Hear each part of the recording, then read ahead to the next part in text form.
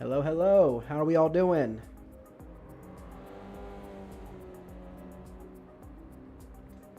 How is everybody? What is going on?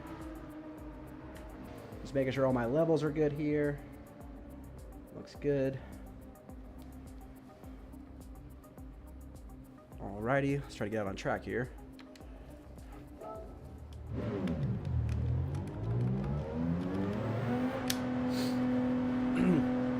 Trying to get warmed up a little bit before the race starts here. We got about 14 minutes.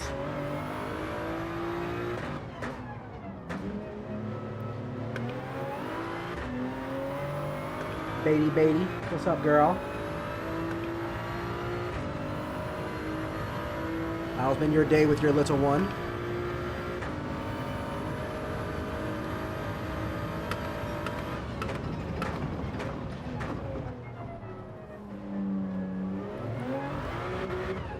Cold tires.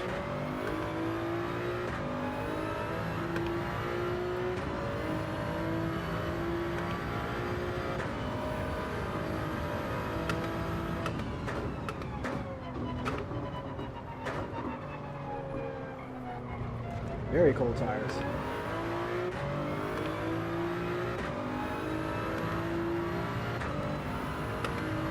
Very good. Rustic is in. I think we may be short one person tonight, maybe. It was going to be two. We got a reserve driver to fill in for Empire tonight. But somebody else is going to be very last minute. Hopefully they make it or not. Okay, there goes Raul. Raw Racing.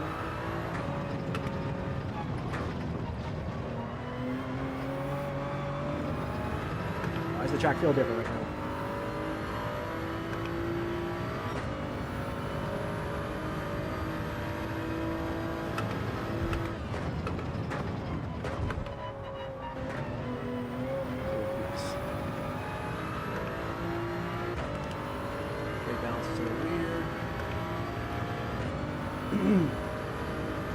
Oh, that's right.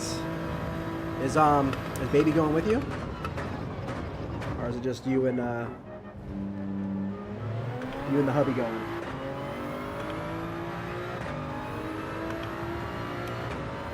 I guess for a week Baby should be going, I'm sure, right?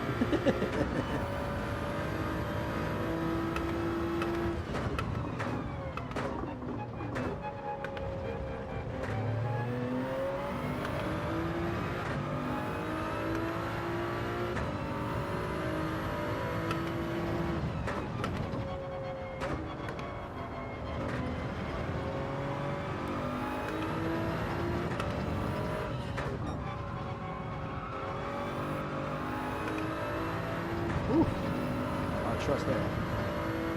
Very dumb question. Once I saw a week, I was like, oh wait.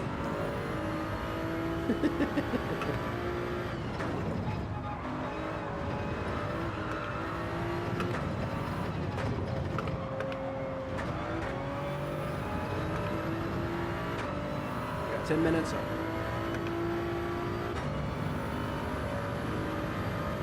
Got some warm-up laps and practice a little bit earlier today, so. Ooh, that was beautiful.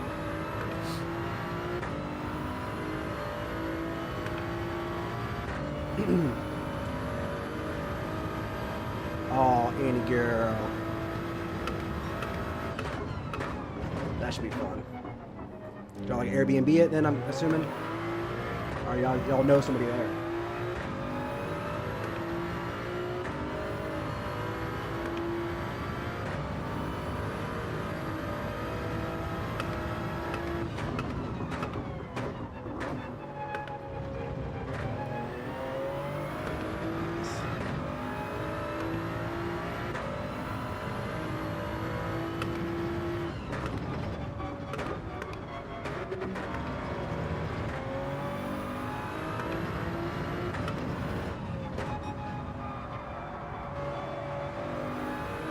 That was a little slow.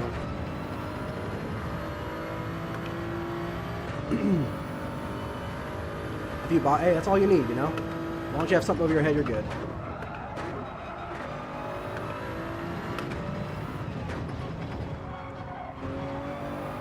Oh, I held that nice.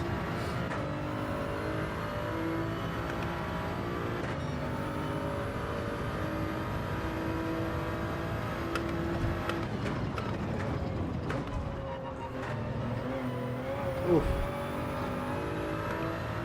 I figured out turn one nicely.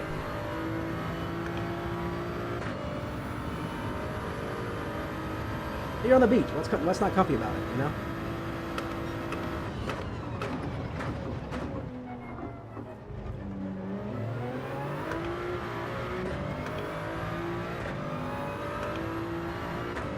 Sweet, ace is in.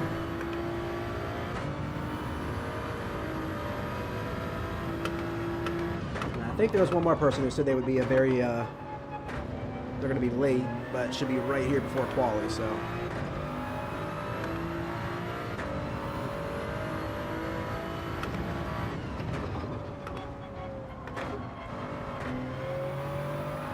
Left a little bit there. Probably didn't need to, though.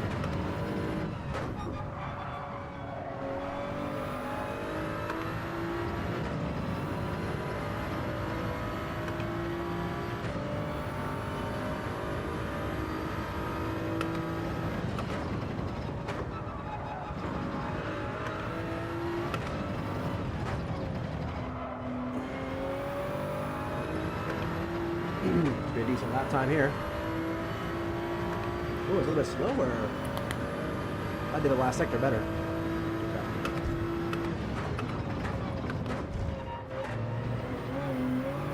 Woo!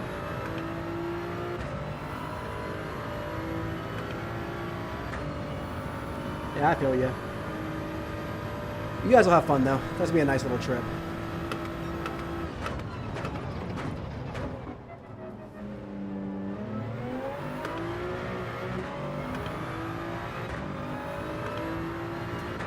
I'm sure it'd be nice to at least get away. Been living in the house for a few months with the baby, so it'd be nice to get outside, catch some sun.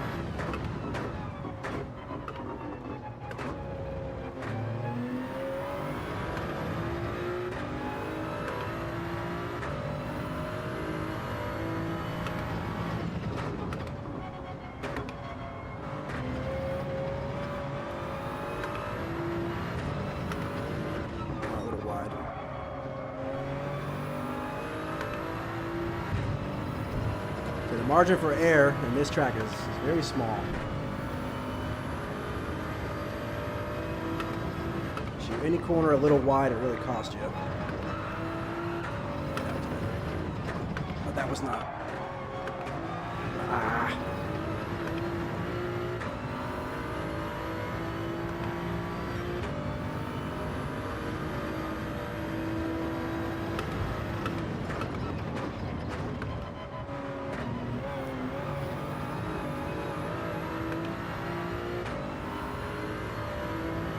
Hey, actually today was the first day I was able to go outside without a jacket on.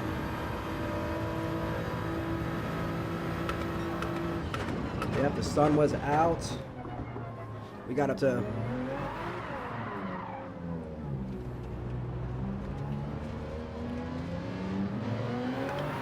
got up to 71 today. Sun was out.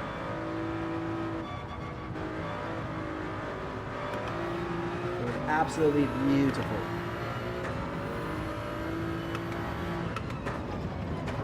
Can't wait to put all the winter stuff away, get back in some shorts, get some sun.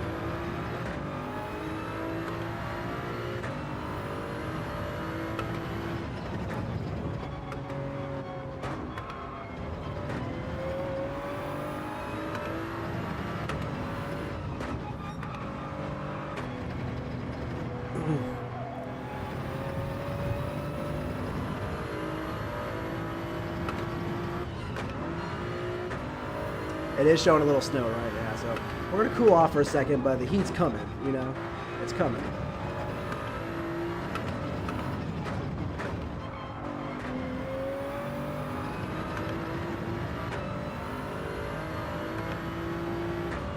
Hey, good luck, brother, man. Have a good race. I'm still debating my strategy, so we'll see what I end up going with.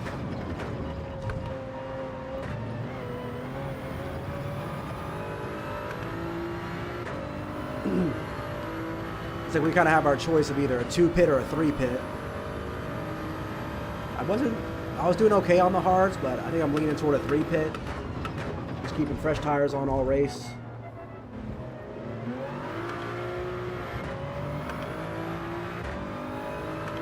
Keep us quick.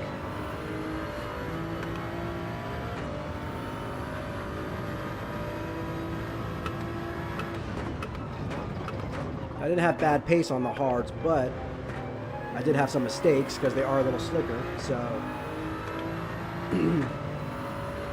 or they offer less grip, I should say. So I could push it and get pretty good lap times, but I'm opening up the risk for a mistake and a spin out.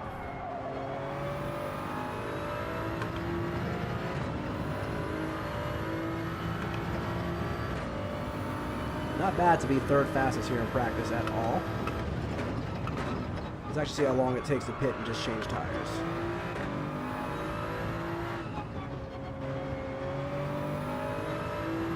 So I wanted to come in and get no fuel, just out of curiosity. How quick that pit will be.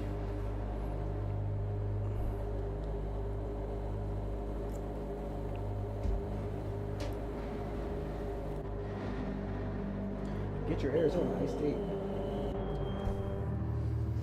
Sorry, just trying to get sponsors over here. Let's see, pit time. Not bad. I'm 2 seconds slower on hards over 13 laps. And that's 26 seconds right there. Plus the slower time on stretching my softs. Okay. 3-pit it is. We're committed.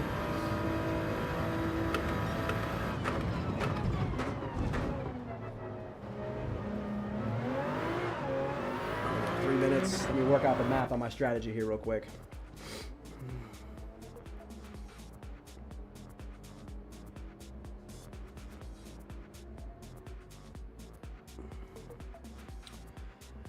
I think I originally had 13 and 13 laps, but I think it's going to go more 12 laps on the mediums. And then we'll stretch the softs to 10 to make up for those 2.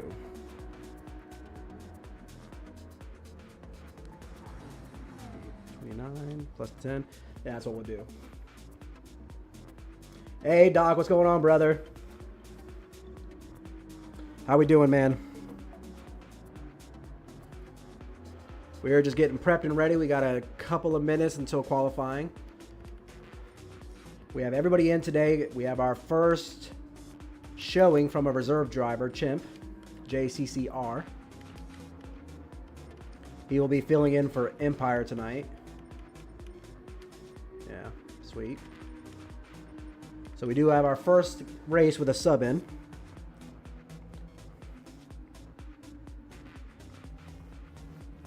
But I think I got my strategy worked out. We'll do 12 on mediums, do a quick stint of 5 on the hards.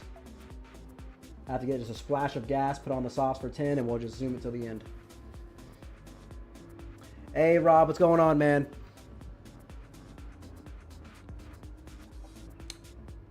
How are we all doing on this beautiful Monday? We got some sun up here in Jersey for the first time, so we're all like groundhogs coming out.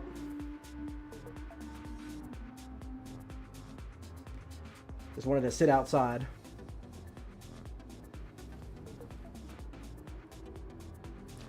All right, 2 minutes till quali. Our racing softs on. I think we're gonna just we've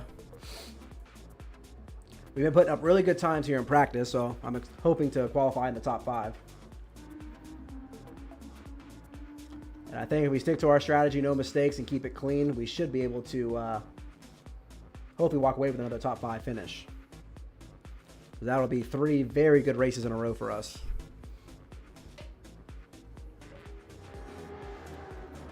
I'm surprised at how well the Supra is actually doing here. I thought when we first released the calendar it was going to be a weaker track, but really just turn 2, that hairpin is its only weak point, getting him out of that. But other than that, it's very strong around this track. because you get to keep your speed up going into those 2 straights, and the car has amazing top end speed. And I was like, I feel like I've been pretty good in the middle sector. I'd like to compare middle sector times to some other people, but appreciate you, Rob. See you later, man. Thanks for stopping in, man. I appreciate it.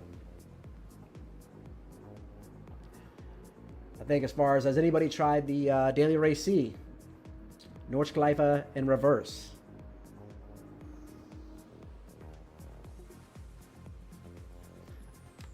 Hey, Sean, what's going on, man? Thanks for stopping in, bro. And I appreciate that, but in this lobby, I'm absolutely not the quickest. So there's always some very quick races in here. There's a lot of quick drivers in here. As you can see, everybody, half the field is A+. So we usually fight in the middle. Got a P2 at Spa last week, though. It'd been my best finish of the season. But other than that, it's been kind of middle of the pack for us. But we're on my favorite track. One of my favorite tracks. RBR, Spa, and Watkins are my babies. Oh, dude, I appreciate it, man. I try to, dude. I think where I'm always good at racing because I'm pretty good at staying calm and following people and things like that. So I think that's where by the end of the race, I always end up in a good spot just because I've, kept it calm, kept it cool, collective.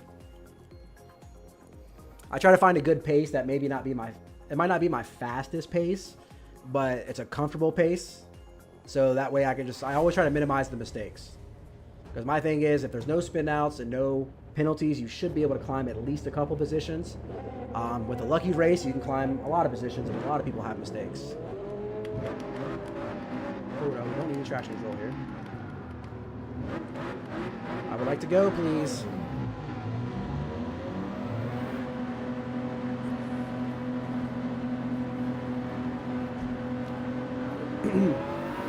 We got a very fast grid here, man. Very fast. Pretty good, decent mix of cars.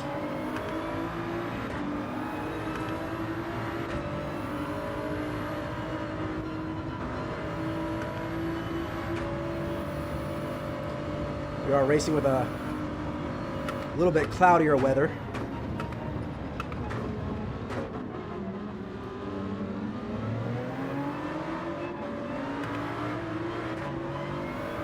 So it's going to be a little harder for these tires to warm up. So I think our second hot lap will probably be our better one.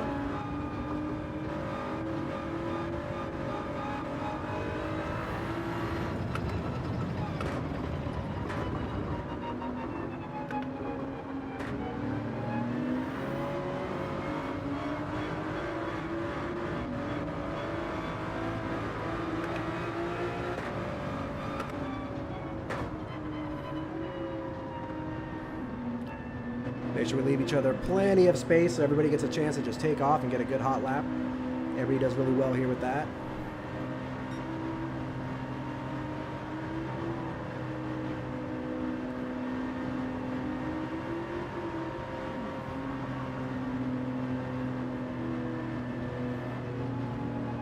All right, Rustic, come on, go. And now we're going to go for it.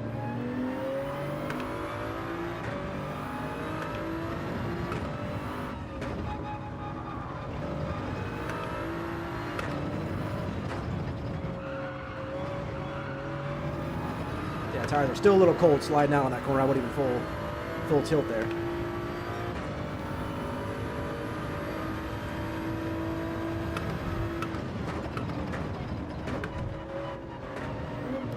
It's gonna be close.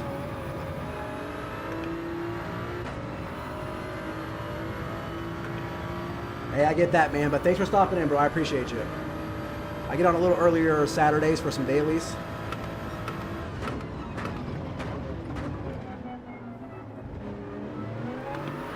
Same here. It's after the kids get to bed and stuff. I get to jump on and do my thing. So I get it.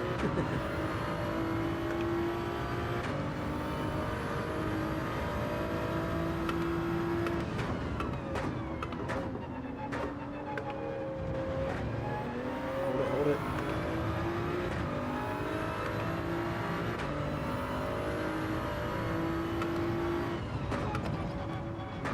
First person over the line. That was slow, that was slow. Tires are feeling better though. That glare off the rear view mirror is like super distracting.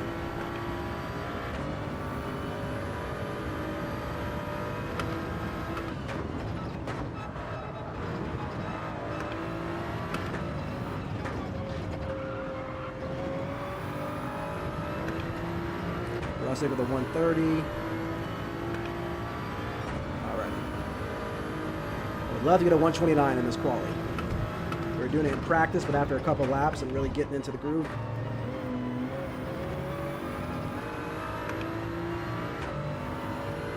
Beach, what's going on, man?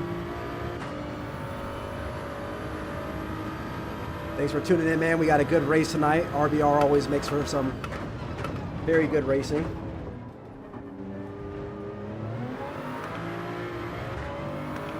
Good mix of cars too. Hey man, I really appreciate that, dude. That's awesome. Thank you. I'll be practicing for Led's event tomorrow and Wednesday night. So I'll post in the Discord to let everybody know when I have the lobbies open. So I'm gonna make that a priority the rest of the week as that event is on Saturday. There we go. Not a purple lap though, come on.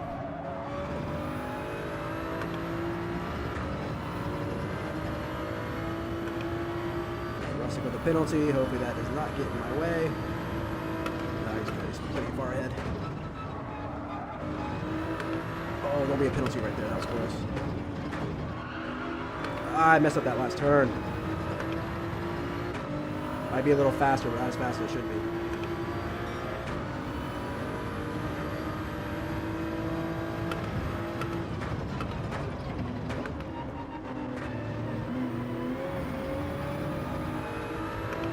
Car's so slow out of that corner at third, but if I come out in second, it's just too sketchy. Okay, I think we'll have enough time to pull into the pits. Get some fresh tires on with some light fuel. I think I'll have enough time to get around for one good hot lap.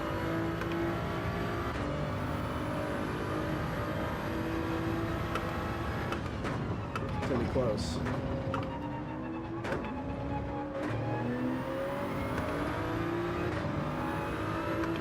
Yeah, look at that margins there. They are very close.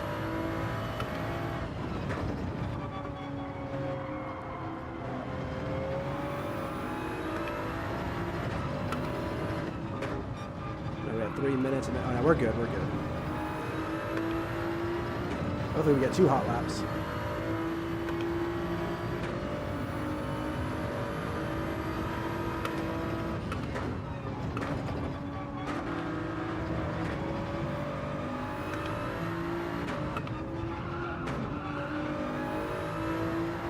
Softs, don't refuel. Let's get out of here. Yeah, look, top 8 all within 6/10 of each other. My God. Yeah, it's 10. It should be, I think, 11 our time. 11 or 12, I think, our time.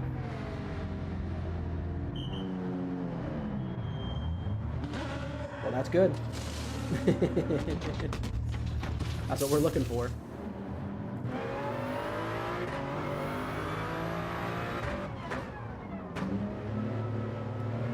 Perfect. Got time for one really good hot lap. I mean, even if we can shave a couple of tenths off here, we can jump up.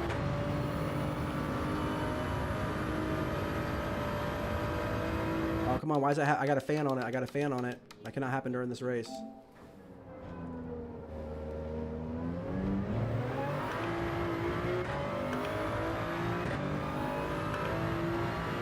I literally have a fan back there blowing on it.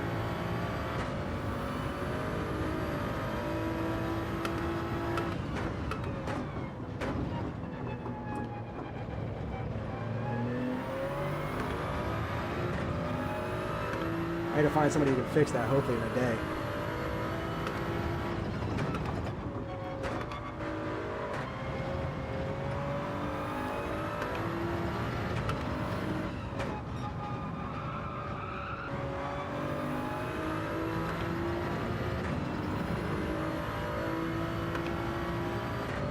No, it's okay. I'll adjust the fan when I get for the race, but I don't know what more I can adjust.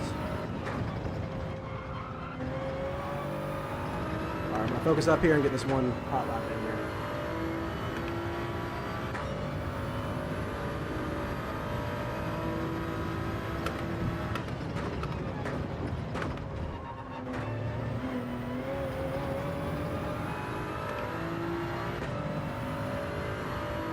Shave at least 2 tenths off, maybe get us up to 3rd or 4th.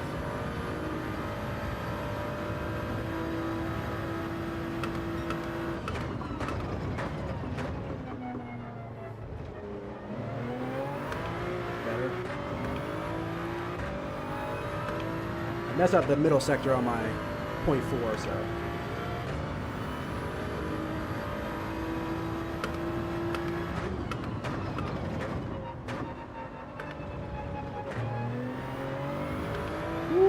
That was close.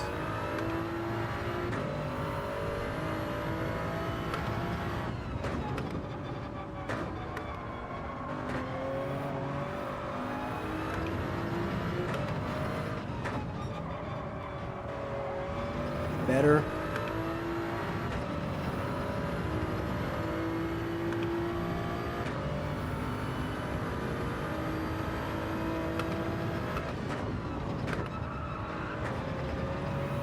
That's close. That was close. Stop. A little iffy on that back section right there, but it should be an improvement still. 129. Did we still pull? Oh. That was close.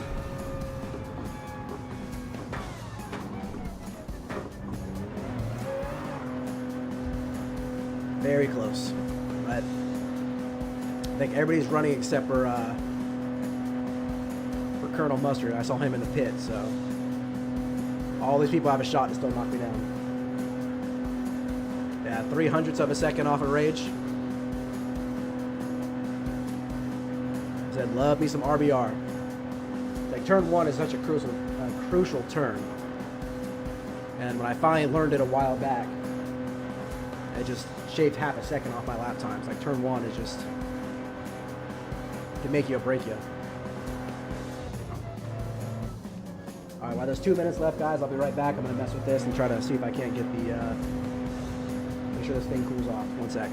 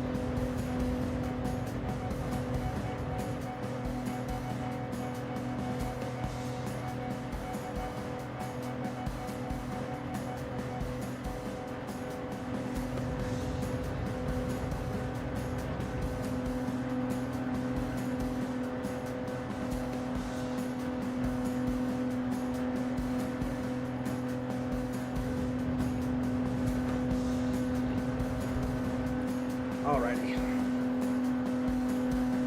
Turn the PlayStation sideways with the fan blowing on it, so hopefully it's blowing it away from it, because I kind of had it aimed directly at it.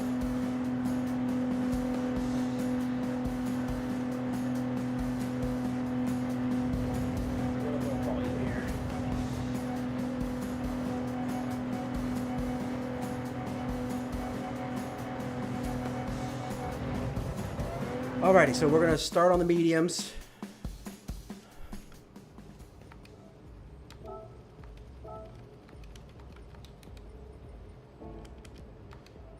Now what we definitely want to do is, I mean, look at that, dude.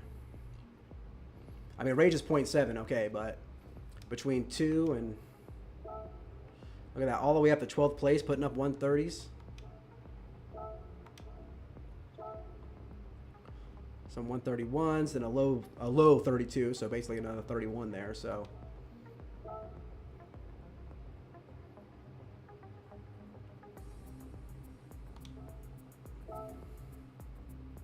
I mean, all the way to 15th place, all within 2 seconds of each other. That's incredible.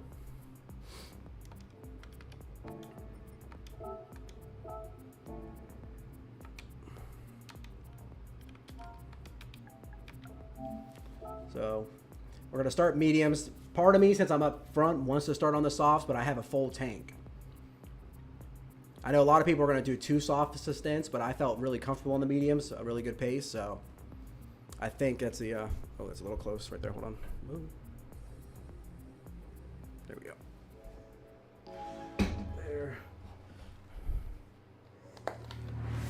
Alrighty, guys. Round 6, World Echelon Racing Association, RBR, 39 laps. We got a P2 here, so let's hold on and race. Hopefully this lobby does okay. The fact that I have a blue flag means there's a, we need to restart.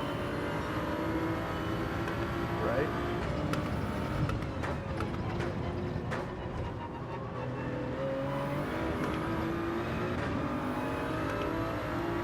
I guess everybody else is close enough, but it put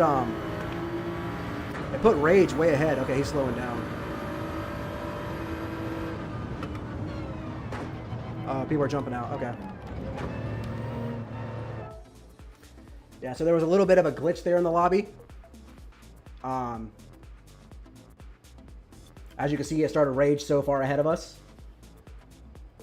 And I was getting a blue flag, so those are usually a few signs for it being corrupted. So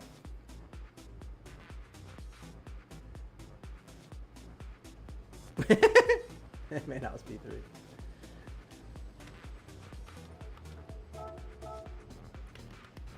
I don't think he has to reset the grid. Hopefully not.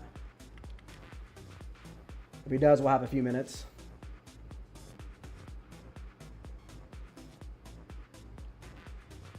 But although everybody else was still bunched up close enough together, like Rage was already a second ahead. So we don't want to want the race to be fair for everybody.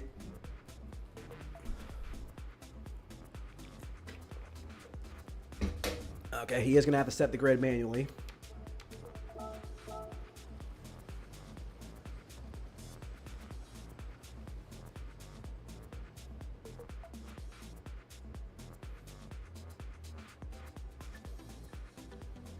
Okay, they just set the grid through. Perfect.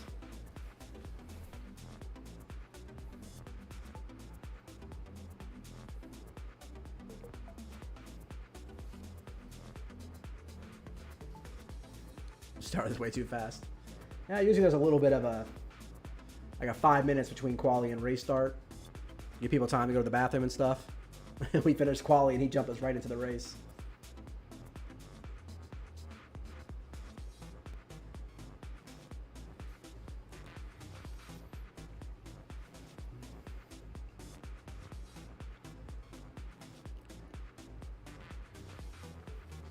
GT7 things, it's okay, it happens.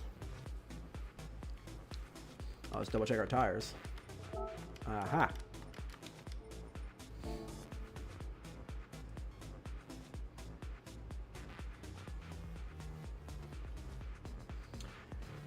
Hopefully it's just that one start.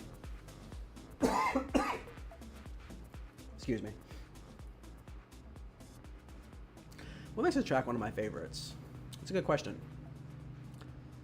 I mean, one, it's RedBull. It's one of the F1 tracks that I really like. So I've seen it a lot. So it feels fun to drive and race on it, knowing that the F1 drivers race the same track. I think kind of adds a little fun spark to it. And the flow of the track, it's a RedBull high-speed ring. You know, it's a very high-speed track. Makes for typically some very good racing. Quite a few overtake zones, some that are a little risky, but the margin for error is like this thin to since it's such a high-speed track, you can really push the car to get really incredible times. But you have to use the curbs on almost every single corner. So getting a hair outside of that curb or inside that curb gives you a penalty, and you get a 0.5, which is most likely everybody, I mean, every person here will have a penalty by the end of the race. It just happens. Because when you're pushing, especially when you get on like hard tires, and if you're switching tires around too, that also makes it very confusing. But it's challenging in its own way. It's not like Nordschleifer challenging, but it's a very high speed, just minimal margin for error track, which I really enjoy. And I'm pretty quick here as well, so that always is a nice tidbit. Hopefully I'm still on my mediums.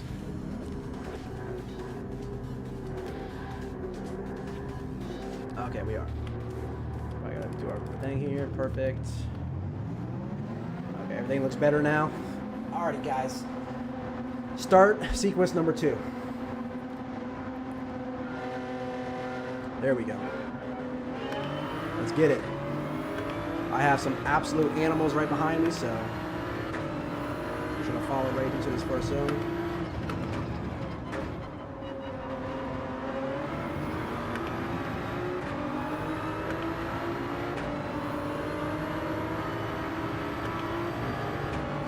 No point for an overtake right now. Let's just keep bumping.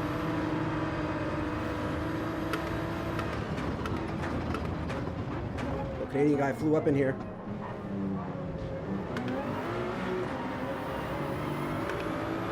Sorry. Okay, good. No penalty there. The Canadian guy broke very late there. Oh, netcode. Something happened. All right, I do need to get past this guy or something. I wonder if he started on the... I hope he didn't start on the hards in first place.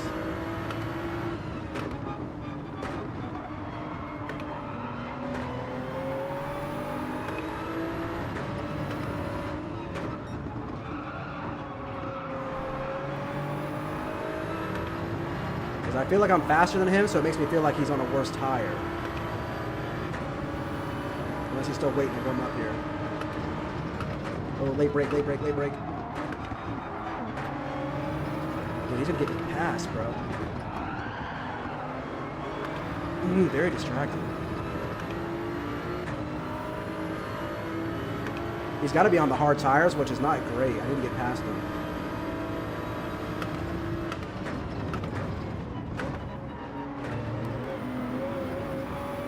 That's a track penalty.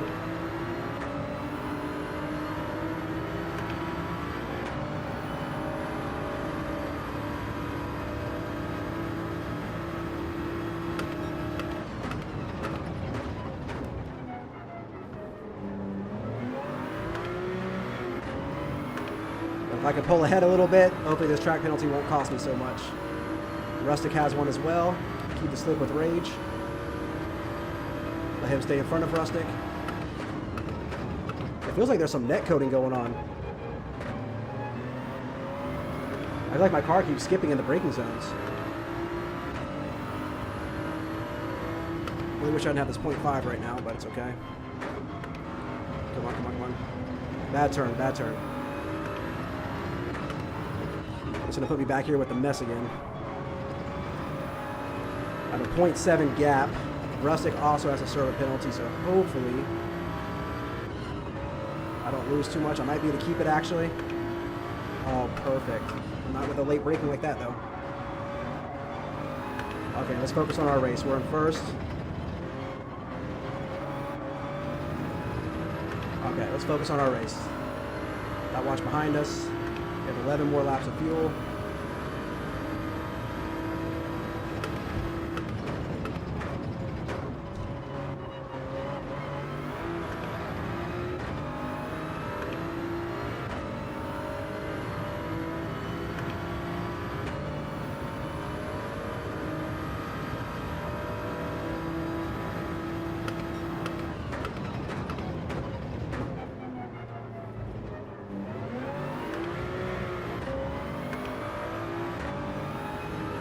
We'll say we got 11. We'll be able to go 13 laps on these mediums. So I will throw the hards on next if I keep first place, just to see how the pace is with them. Ooh.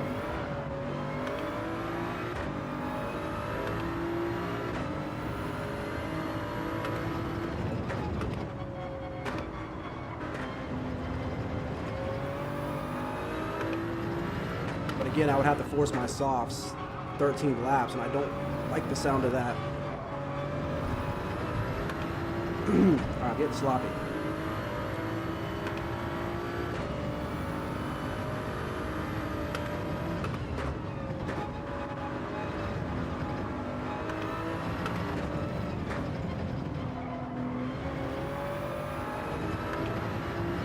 There we go. Murder at that corner. Yeah, I cannot be doing 32s on mediums up front. Absolutely not.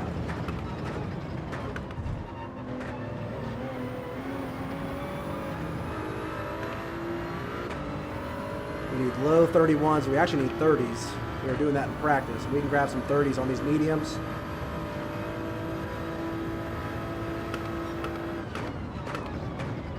Come on.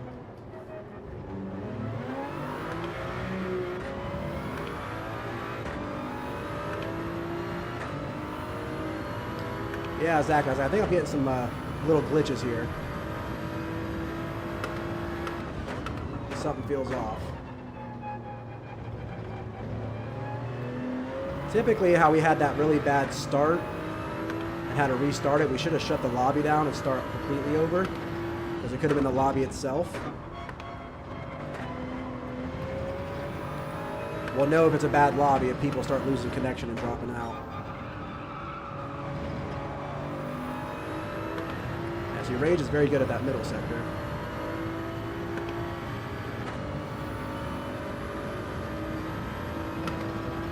Again, there's no way to know what other tires people are on to start the race. Nice.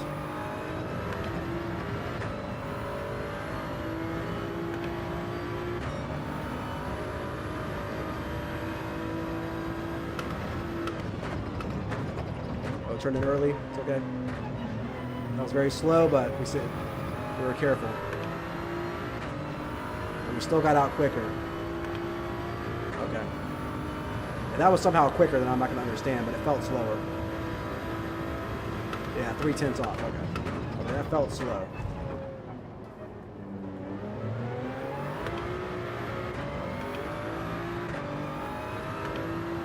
But we want to keep it clean, build this gap as big as we can.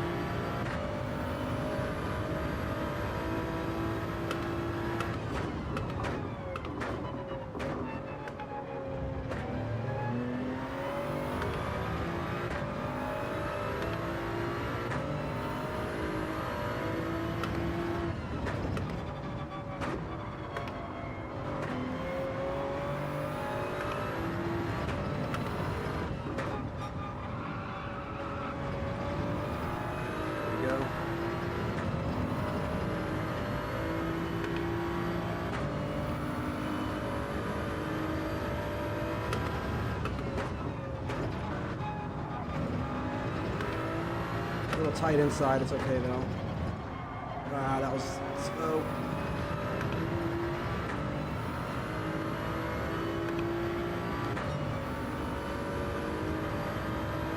Yeah, 130, man.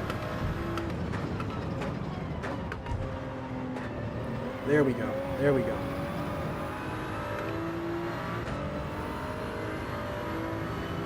For now, that means we're moving good. 4-second gap in 6 laps, we're moving.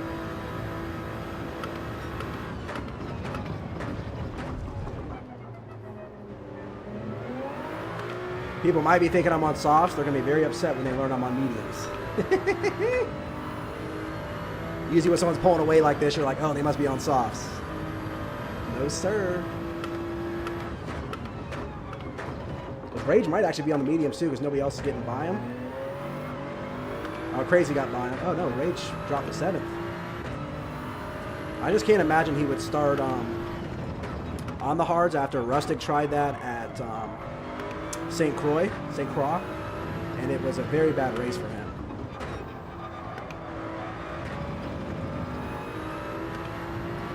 But we do have iCrazy now, who might, he gained some position, so we'll see if he starts catching us or not.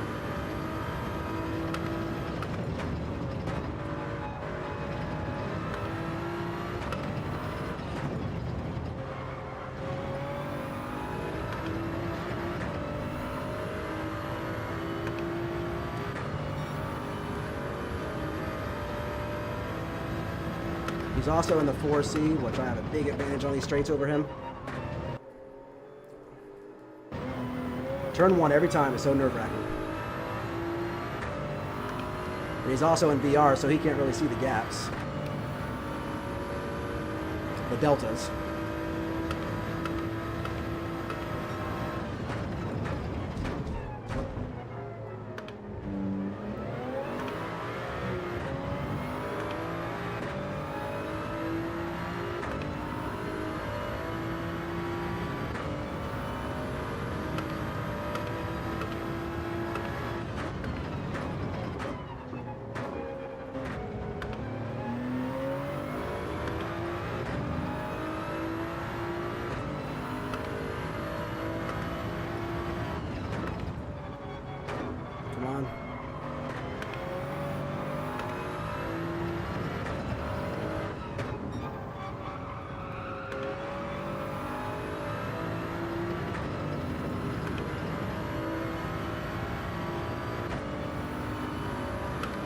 Ooh, almost broke late there. Come on.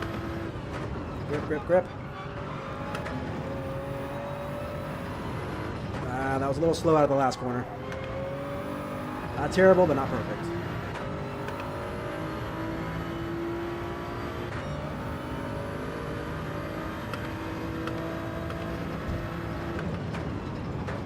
That was slow.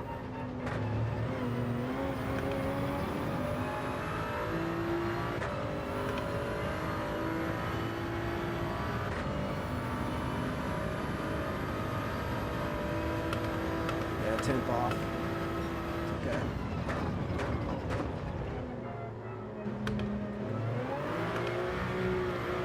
I've also learned coming out of that hairpin, is revving out first gear really gets me out of there quicker than coming out in second. Riskier because the car is very unstable, but much faster.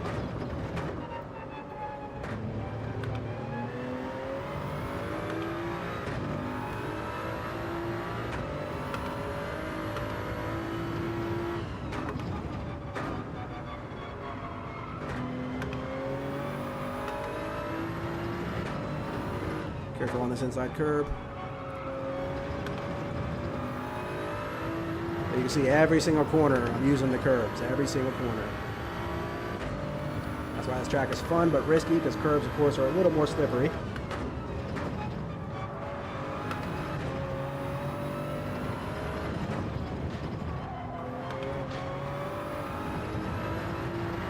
These mediums are holding up so well.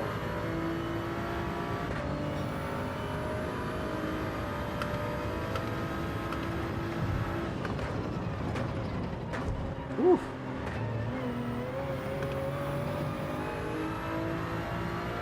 It's like we have iCrazy and Canadian guy. Oh, 3 in a row there, and Rustic. 2 through 4 are stuck on each other. They're probably not battling, hoping to not let me get away too far.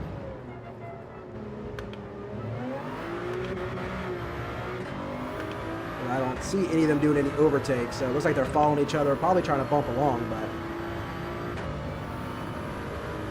it'd be nice if they were a little more spread out. Come on, come on.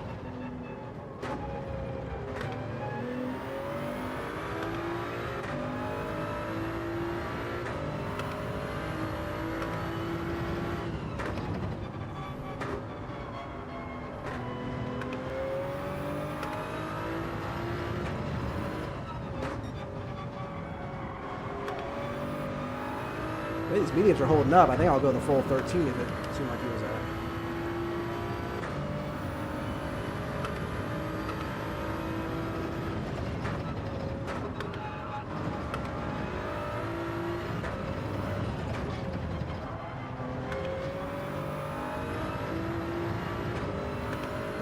we have 13 laps of fuel.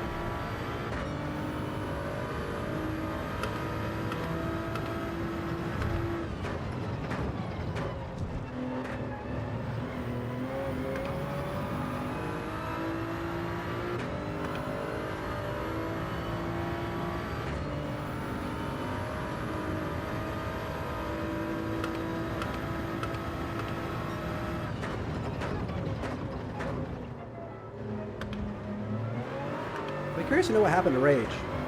He was just like, he's obviously he put up a .7, he's a very fast driver. He was just so slow at the start.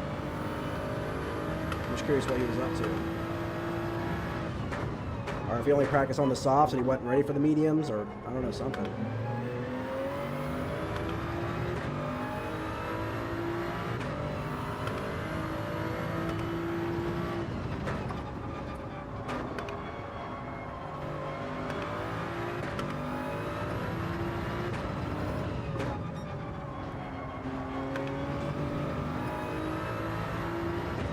We do have a huge gap to 5th place.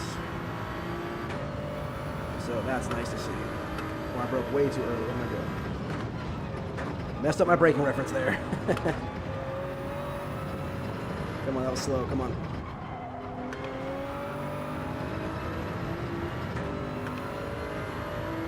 Okay, lap times are still decent.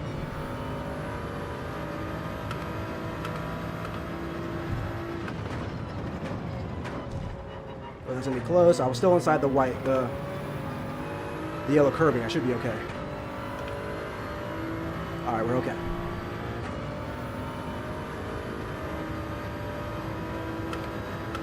Even a purple sector. Let's go.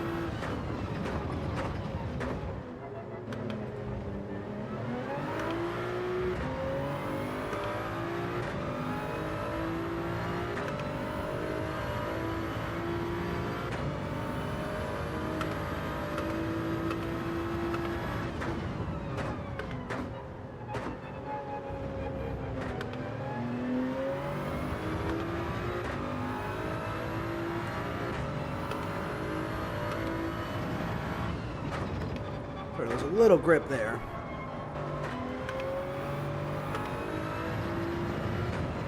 I'm having to brake a little bit more.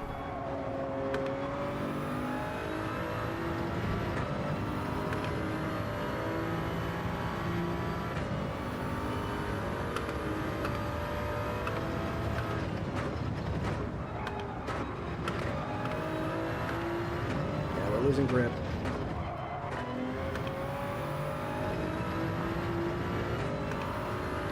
The thing is, I know probably the 4Cs and the BRZs will probably only be making 2 pits because they're really good on tire wear.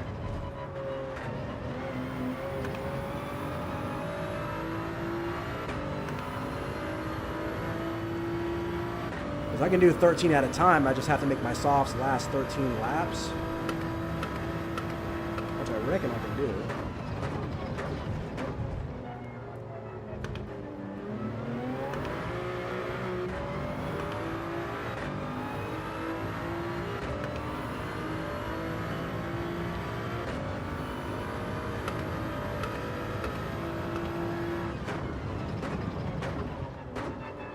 You know what help me make me decide is maybe this next soft fill up and put on the hards and just see what my pace looks like on them.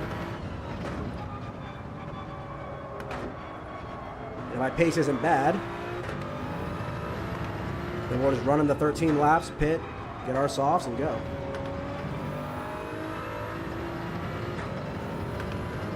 I was going to do 12 and 12 on mediums, but I'm going to push the 13. I got the fuel, I got the tires, why not? The pace is there. A couple of corners like this one here, it's struggling a little bit.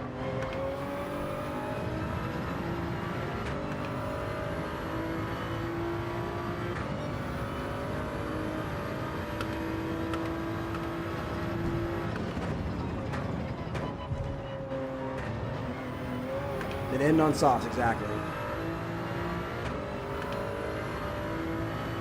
But we'll see. When I get on my hards, if my pace, if I'm like 2 seconds off of my pace here, then I'll just run them the 5 laps and go back, you know, switch back to my original strategy.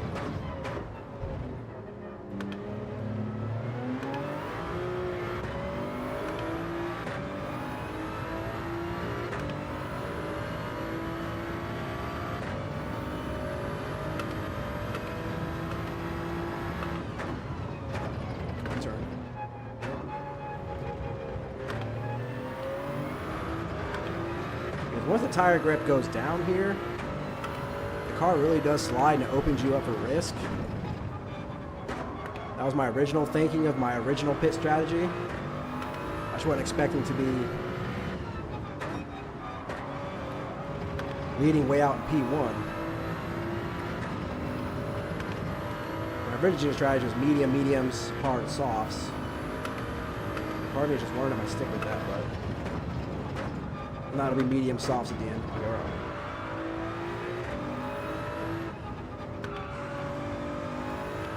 So let's go ahead and throw the hards on, fuel up. We'll see where that lands us at.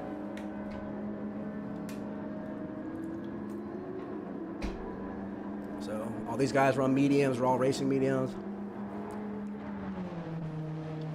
Ace was on the hards, but still in P6, floating on the hards the whole first stint. So that was actually probably good for him. See, Rage is still out there, so he might have been on the hards. Crazy's in the 4C, which gets very good it's very good on tires, so he very likely could still be on the mediums.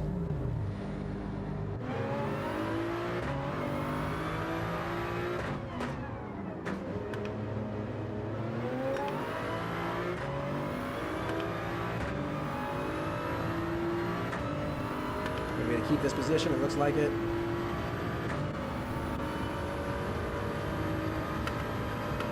Also be careful on colder tires like that.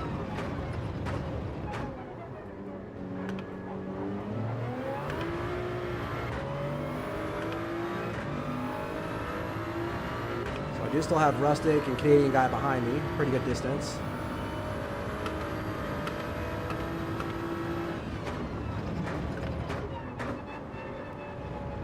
I don't think I'm going to want to run these hards long.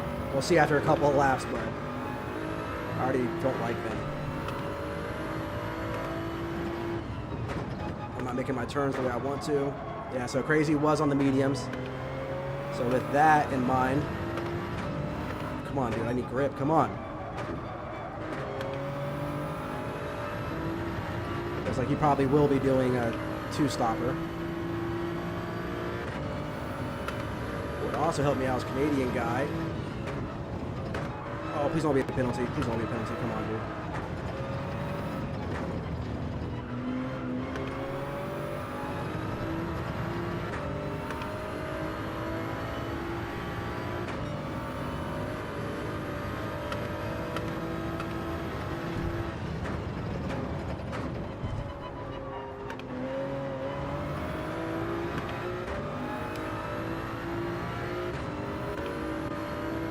Rustic's coming up fast, so he probably did he might have thrown some softs on.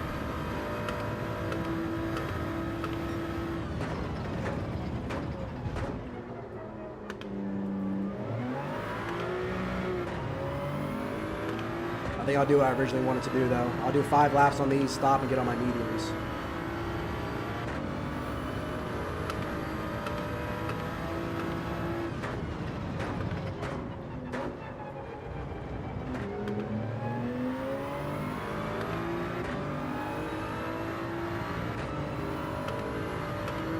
Too deep, come on, man.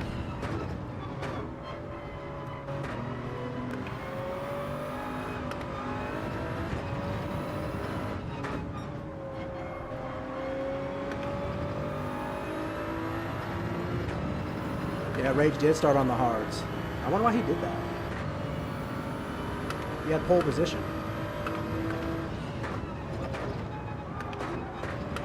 He might have just thought he was going to be so fast, he still could have pulled away on the hards, but...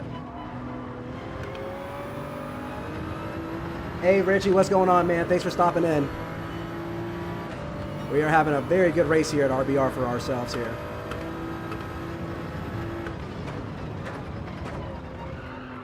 Qualified second. We've been running P1 all race.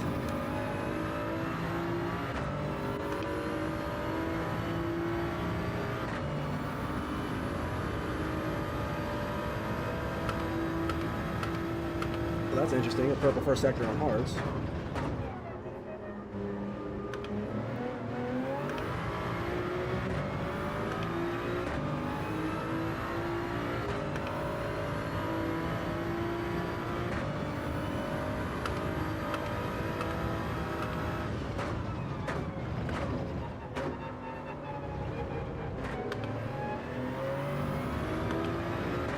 Crazy is a pretty good ways off of Rustic. I don't know. We're going to keep going as long as we're holding this lead.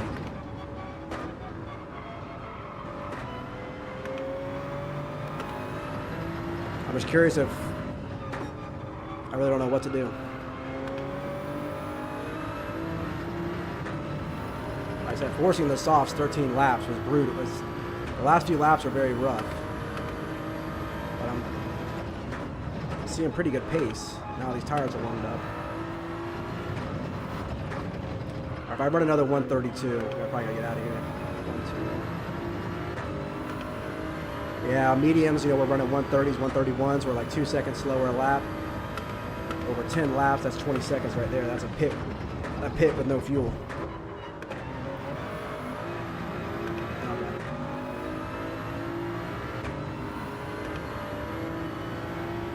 We'll do this lap and one more lap and get out of here, get back on the mediums, run a full medium stint, get onto our softs and finish up. I'm definitely struggling on these hards. Like I mean, that was a low 32, but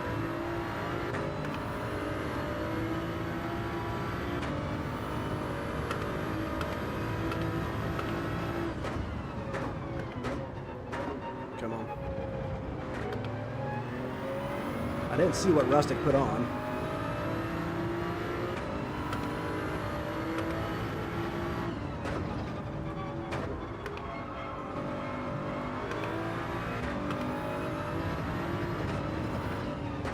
Oh, I hit the gas too early. Why'd I do that? Yeah, that's costing me a couple tenths right there. One little tap of the gas too early. That's all it takes. It's that small margin for error here. Yeah, I'm struggling on these hards. We'll get into the pits next lap.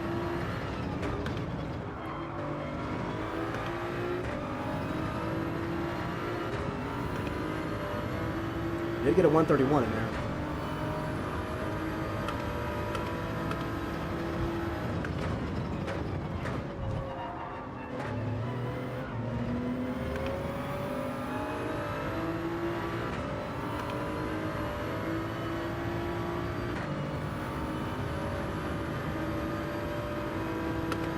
Whether he went on hards with me or went to a softer compound, he's got pace on me.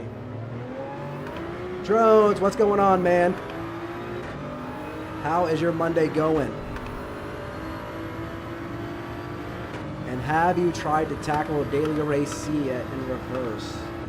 Looks absolutely wild. I was like, I don't know about racing it for me, but I absolutely do want to qualify it at least. Looks fun. All right, we're going to commit to a 3-stopper here. We're going to get to the pits.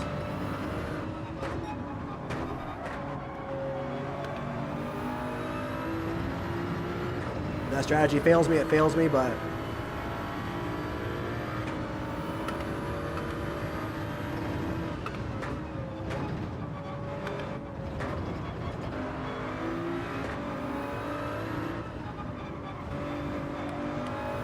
we're going to go back on mediums, fuel up, and run it the whole lot. That's where I think I'll race B this week, because I mean, who doesn't love Seaside?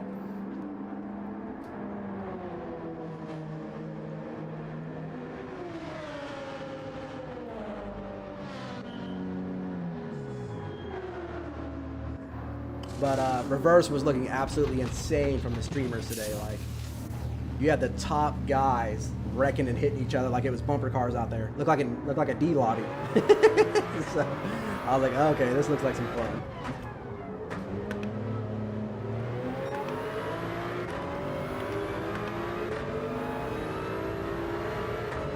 I was gonna drop behind me.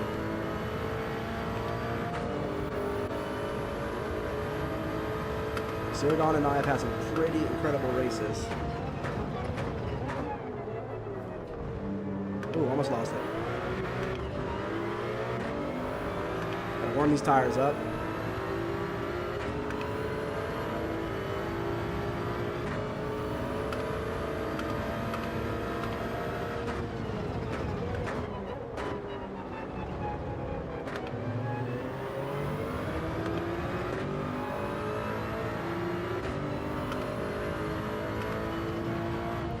Give me my grip back.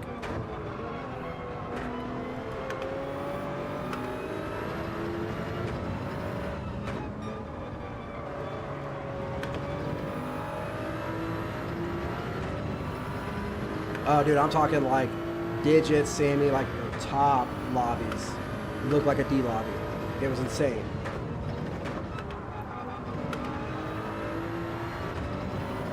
That's why I was like, I think if you spent the week, like the first 3 or 4 days just qualifying and learning and jumping races later in the week, you could probably gain a lot of DR.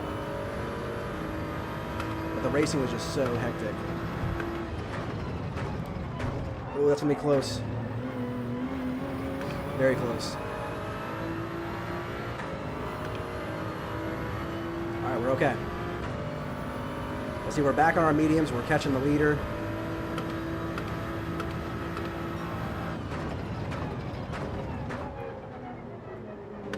I just really like our pace on the mediums and softs, so hopefully that wasn't a bad call.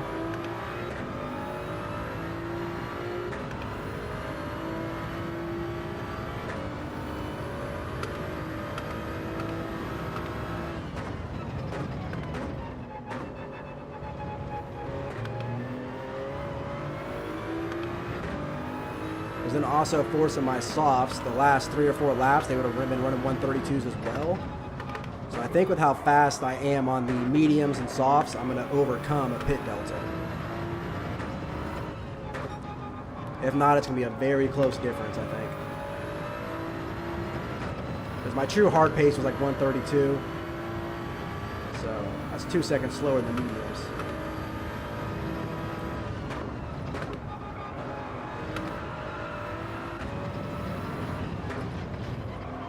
All right, let's get our groove back. I think I'll do the full 13 here. Then I'll only have to run like 7 or 8 on my softs, so they'll be good fresh softs, a light tank. So it'll be very nice and light. Why is this corner slide more now? So we drop some oil there. I mean, we've taken seconds out of the lead already. You know, we're very fast on these mediums. Putting that purple first sectors, like that's what we need.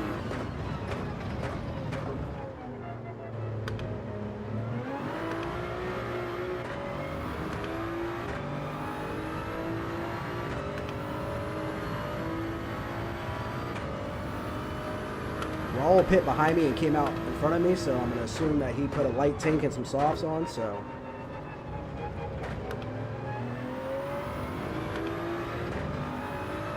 Yeah, let's drop some 130s here. That's what I need.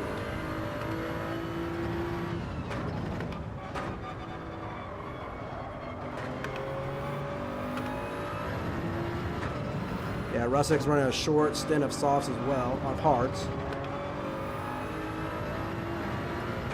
He went a light tank on hards. That's why he was a little bit quicker than me. I had a full tank.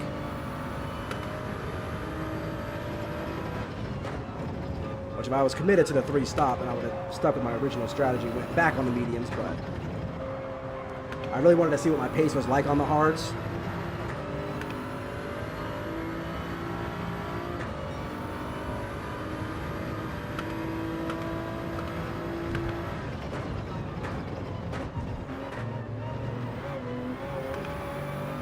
Coming out very far in front of Rustic. He fueled all the way up, so he's probably going to do a long stint on the...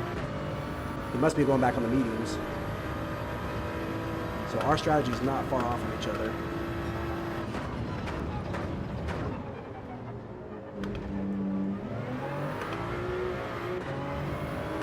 High crazy 18 ahead.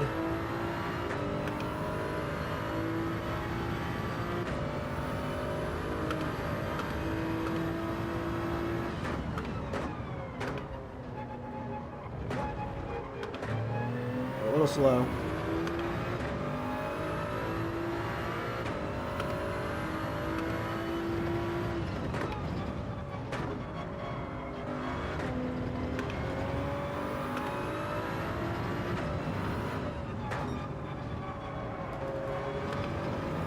I think we'll pit at the end of lap 30 maybe.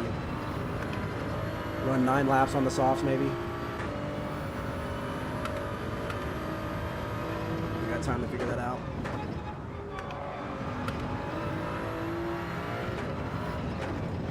Turning a little bit late there.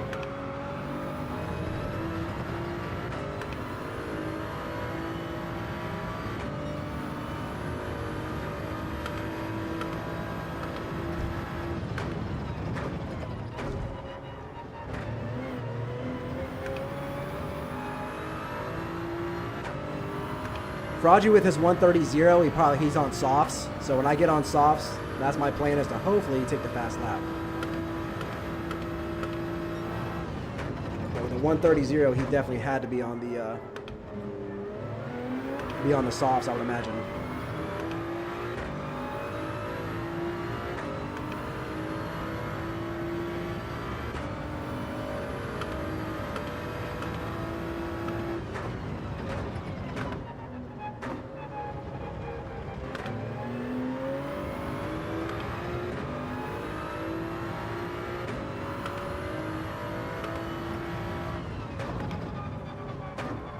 We're keeping the gap to the leader the same, so it makes me think he might be on the softs.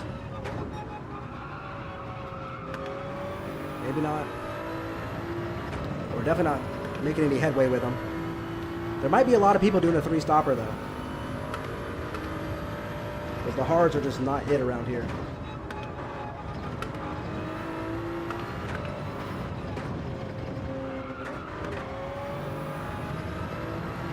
All those softs might be falling off. That's why we're probably catching him now.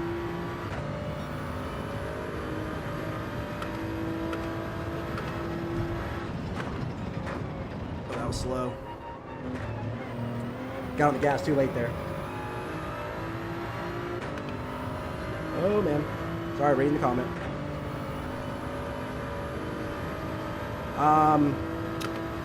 Not right now because we're doing a cloudy night race. It was an afternoon race and the track was warmer. The hards were okay. But they felt too slick. I was struggling for grip, so that's going to cause me to either A, spin out or catch some penalties. So other people might be having the same thought. I mean, Rage ran a full stint on hards, so I'm pretty sure he's probably committed to the to a 2-stopper.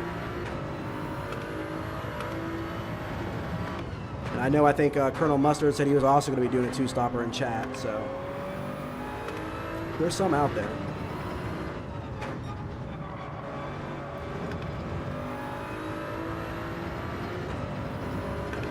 That's what's fun about this race, the amount of time we have on the track and the tire and fuel wear, it opens up strategy for both. Who's that in the pits? Jet on the softs.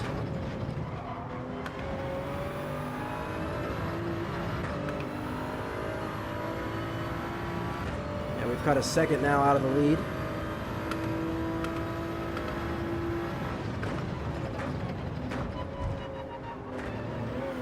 Staying consistent with 130s, high 130s, low 131s. So we have great pace.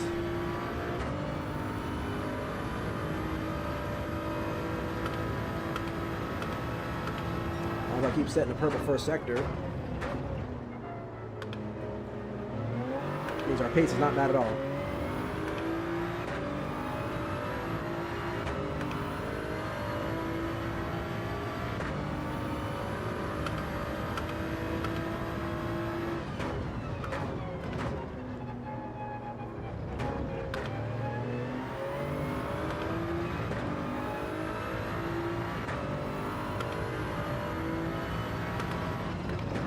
Rustic now being 10 seconds behind. I think ultimately we have a pretty good lead on Rustic when it's all said and done.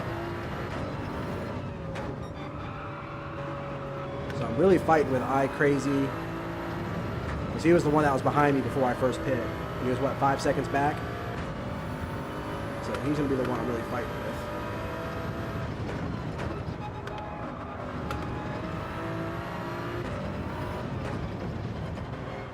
Oh, he was on the hards.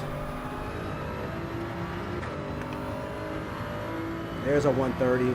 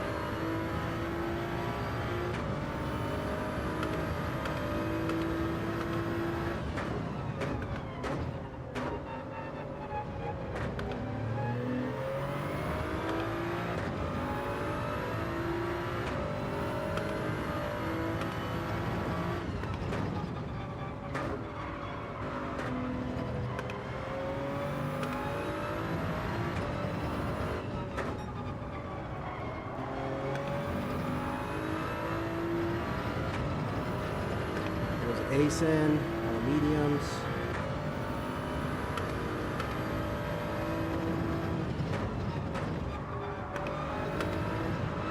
Oh, that was bad. Lost time there. Yeah, look at that. Medium, softs, hard. People are all over the place. I don't know what strategy people are on.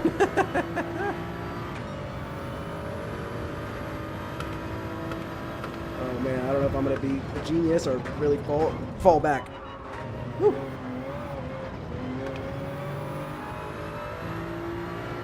Back up to third with a gap, but we do have to still pit one more time. I know some people said they can make their softs last 12, 13 laps, so people behind me might be on a two-pitter. That doubt is slowly creeping in, like I might have made a bad call.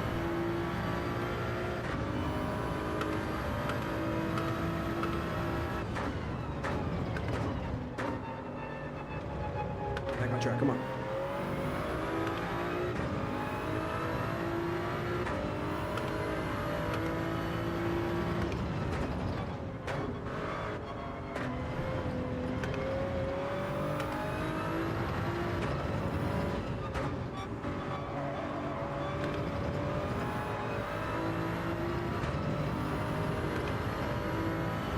So crazy. Yeah, he's definitely committing to a one stop or two stop, excuse me.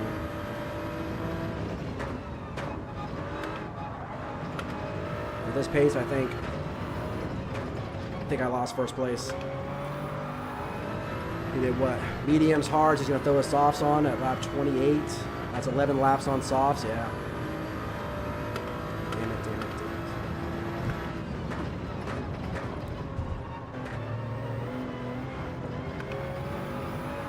it. See, Rage is also somebody who was on a one stopper.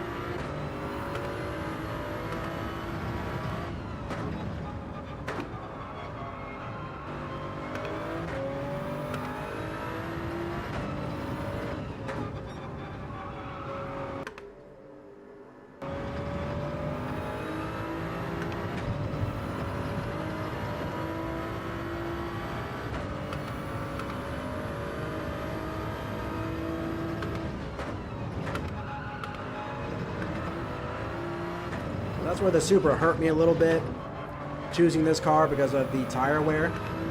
It's really eliminated a two-stop for me on most races. This was the first one I really had the opportunity to maybe go for it.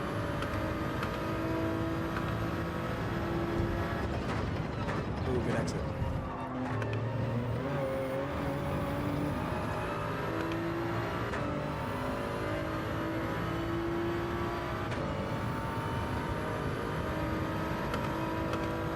4/10 right there. Nice.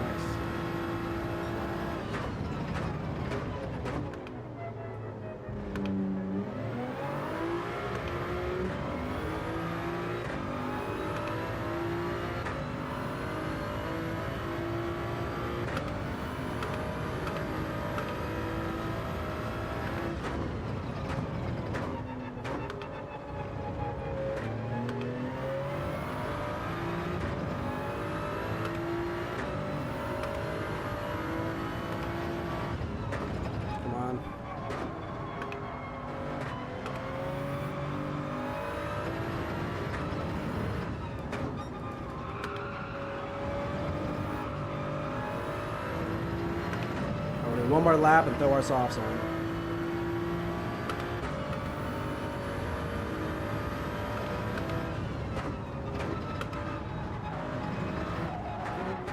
Oh, come on, it's terrible.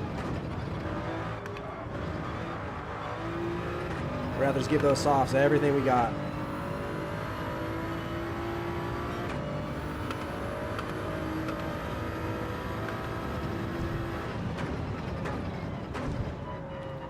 Stayed on the yellow curb. Hopefully that's not a penalty.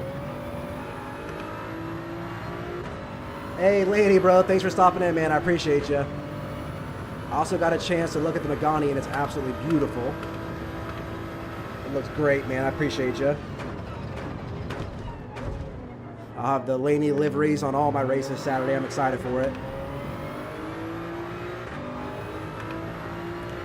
And I'll write you tomorrow, so I'm pretty sure I'm going to go with the Porsche Hybrid GR1. Ooh.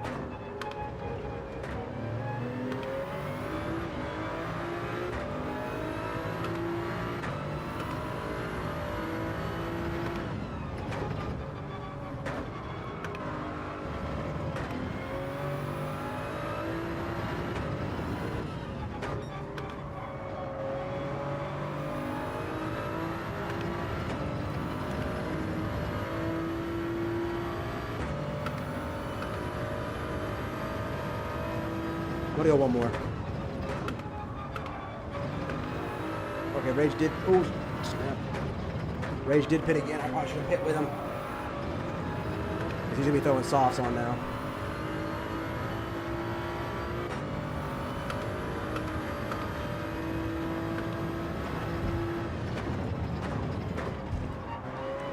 But that 9th lap on the softs has been kind of sketch, so I'd rather force another lap here and just have 8 really good laps on softs with a really light car.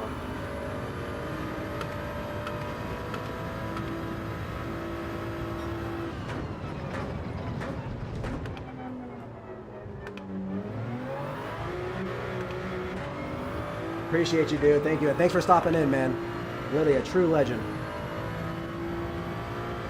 These cars, they look so great, man. All of them do.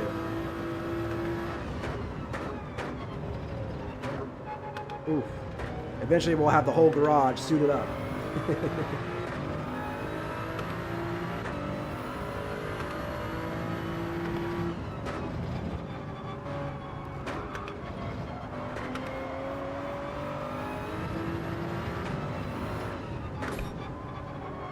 Not the greatest end lap.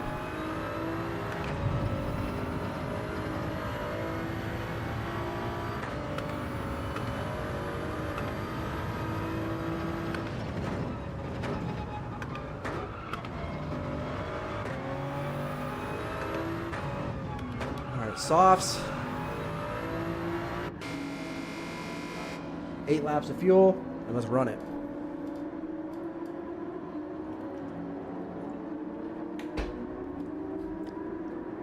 A few people passing me.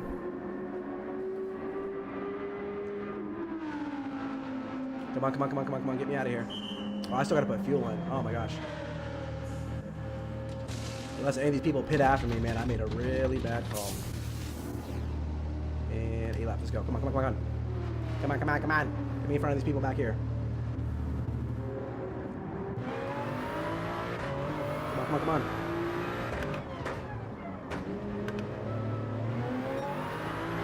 I got Rage 5 seconds ahead of me. I think Rustic's gonna pit as well. Because I haven't seen him run his softs yet. But now we're on softs, we should be able to fly. These puppies warm up.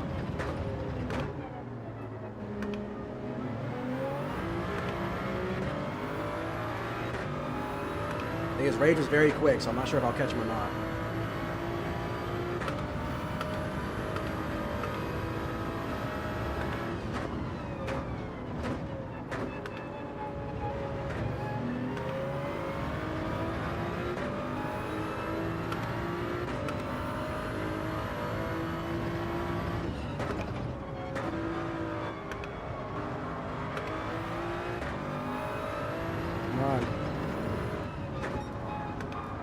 There goes Rustic. They'll need to get light fuel. So yeah, Crazy's going to stay out. I know he's going until the end of the race, so.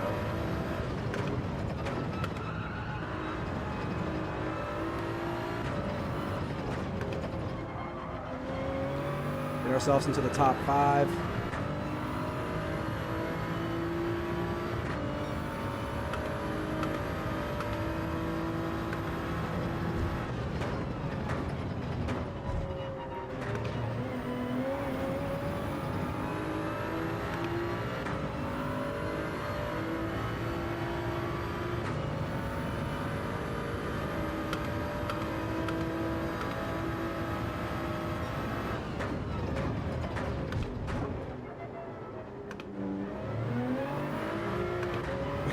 Thanks, man. Appreciate it. A very happy customer indeed, man. Very much. It's so funny to kind of come up with a little bit of a concept and you make it happen.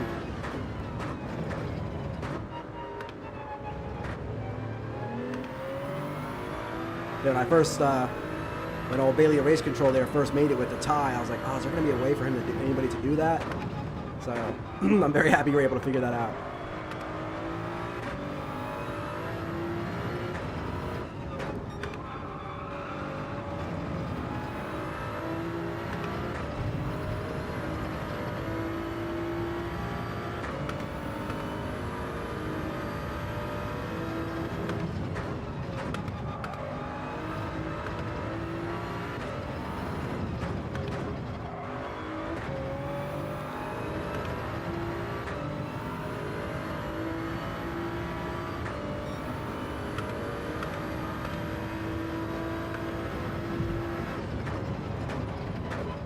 Speaking of which, Race Control, if you're able to get up and open this door, that'd be terrific.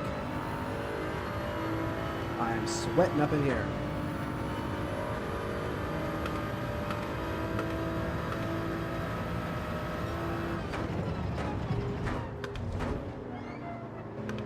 Thank you.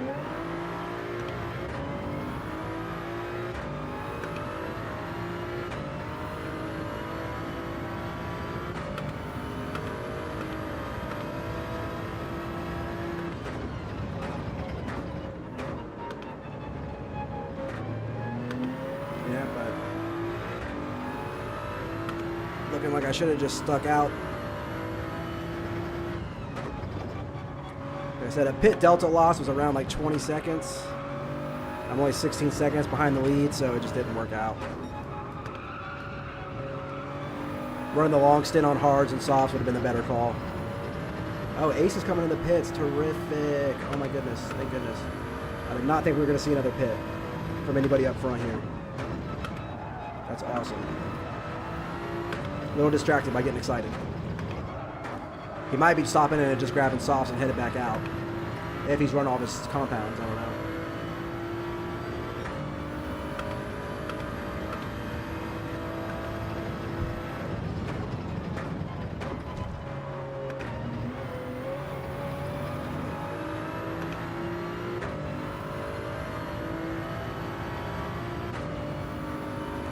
These two up here drafting each other, which is a big problem for me.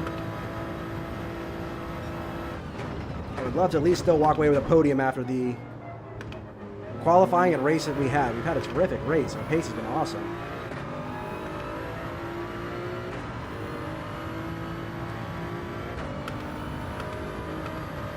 So the car choice is hurting us a little bit with having to make the extra pit stop.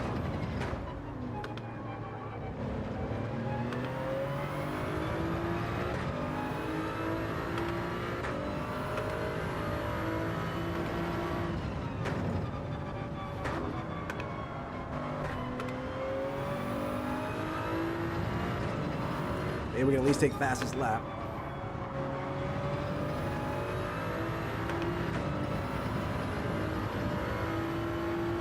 Let's nail this section here. Come on.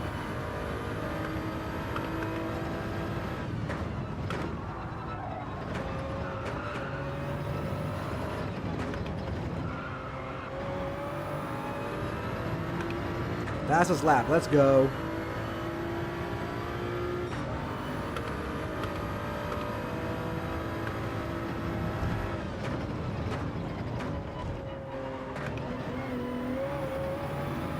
Crazy has a huge gap from all of us here, it looks like. So that 4C was such a good car, such a good call. A, he's fast in it, but the tire wear and fuel wear is just so good on it.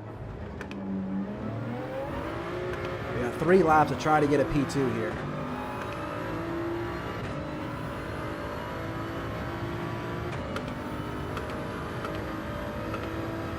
Plenty of tires, so we're going to run these things to the ground.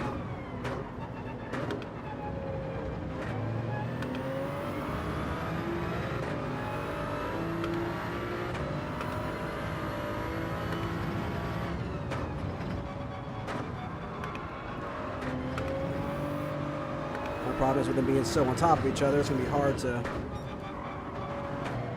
get an overtake on both of them.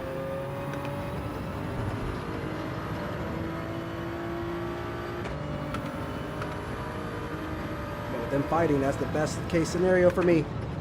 Look how much time that cost him. The Canadian guy probably just got a penalty.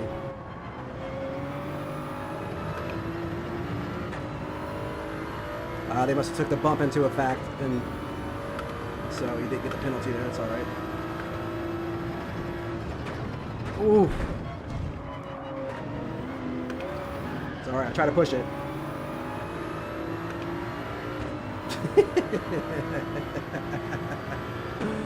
Oh man, you're funny. We shall see. Hopefully.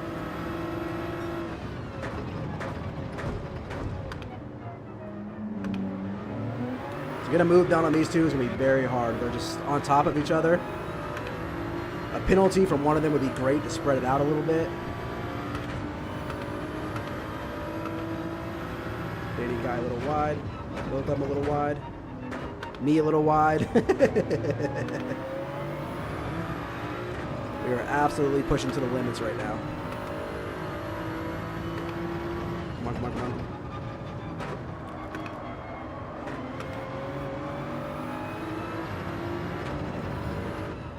on. Ooh, that might be a track penalty. I saw both tires. Let's go. Let's go. Just gotta stick on them.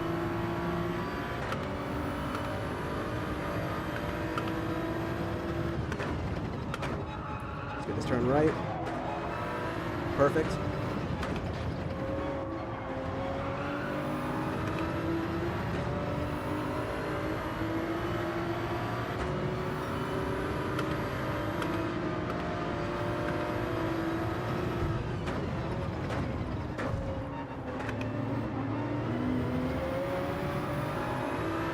We got the run on him and he's got the penalty. Let's get our radar up.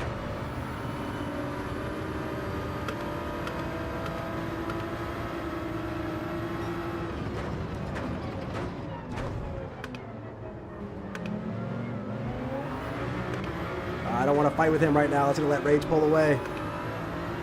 He's got the inside turn here.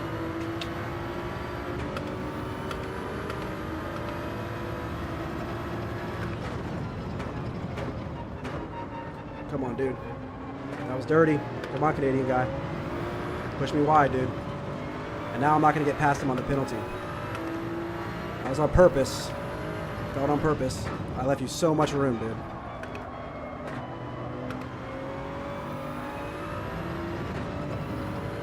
Because with a 1 second behind with a 0.5, I won't get past him before this corner.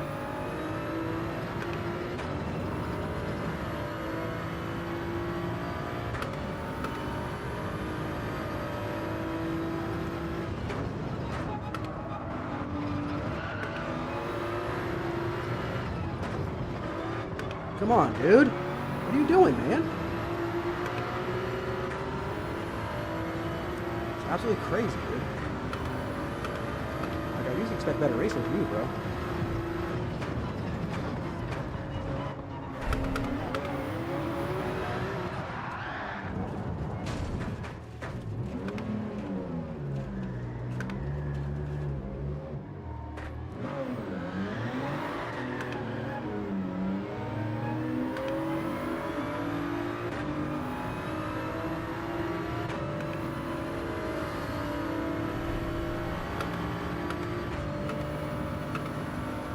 If there wasn't one lap to go, I would literally quit right now.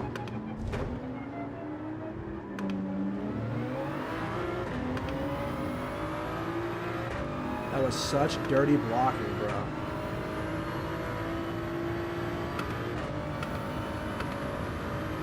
I got damage. I can feel my wheels shaking.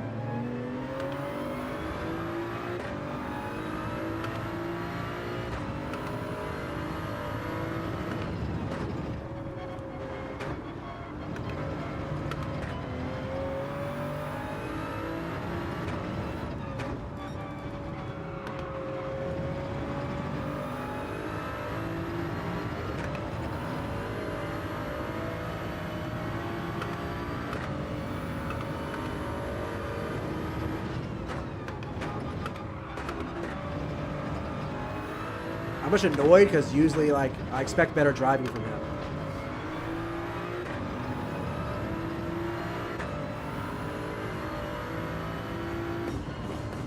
No, that should have been an easy third or fourth place for me.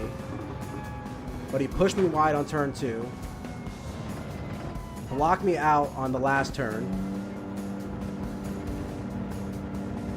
So I am going to save that replay and put a ticket in for both of those moves.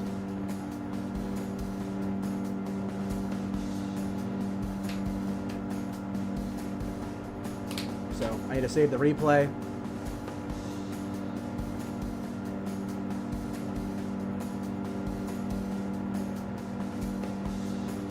No, it was a perfect race. That's what I'm saying. It was an absolutely perfect race. And then he got me angry.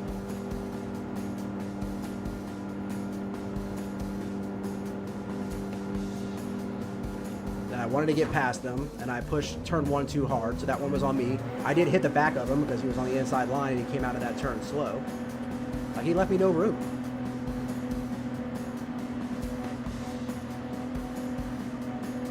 Oh, so not going good over there, bro?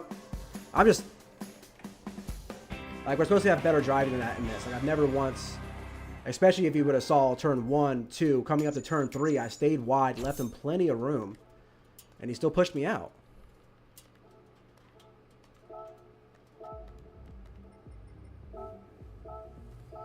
See, I'm out.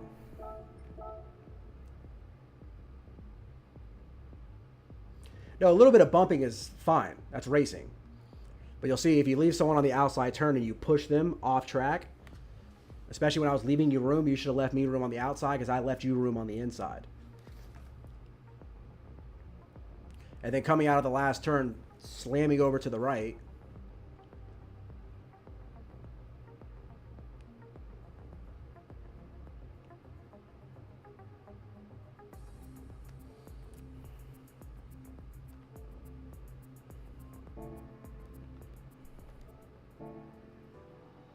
Let's go look at it. If I overreacted, then I overreacted, but it didn't feel right to me. And hopefully, last night I went into put the PlayStation in safe mode and rebuilt the database and everything. And cleared all the cache, whatever you call it. So replay should be working now, so we'll find out. I mean, just...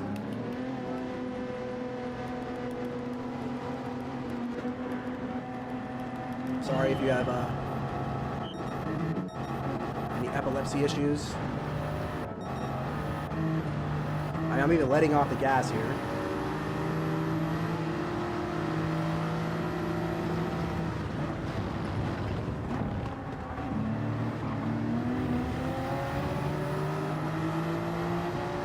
He also had the penalty too. Like, he should have just fallen behind me.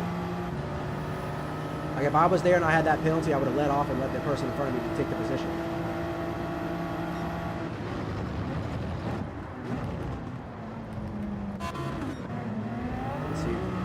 looks like we did good on this turn. I couldn't leave him more room if I wanted to.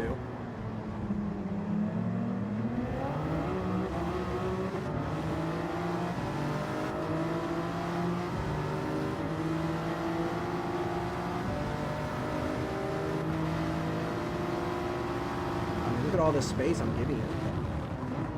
And then see right here, he could have stayed more inside. Again, I guess that's not ticket worthy because it barely. It's off. Yeah. I think I've been trying to fix it. I've done every software issue fix I could possibly do. So I think it comes down to the hardware, the laptop itself. It's not built for a gaming laptop. I mean, he was trying.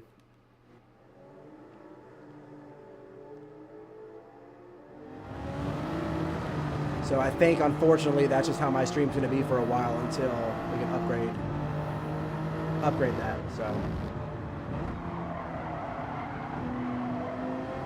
because ChatGPT has helped me with every single possible solution. And the thing is that sometimes it's good, sometimes it's not. That's how I know it's a hardware issue. Because I'll have it fixed and I'm like, all right, sweet, it looks like it's good to go. And then the next time I do it, then it's off. And it's on, and it's off. See, this is the move right here I did.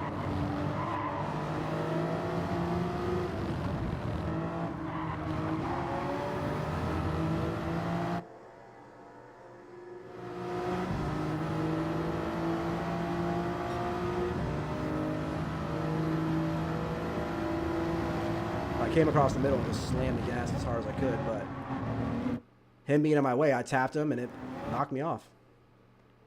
Like, I was so much faster than him.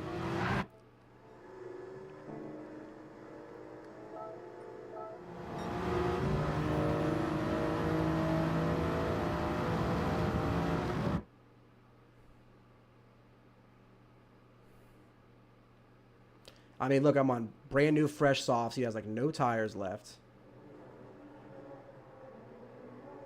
And I had the better exit there. I mean, I actually took it perfectly. If I didn't tap him, I would have been gone.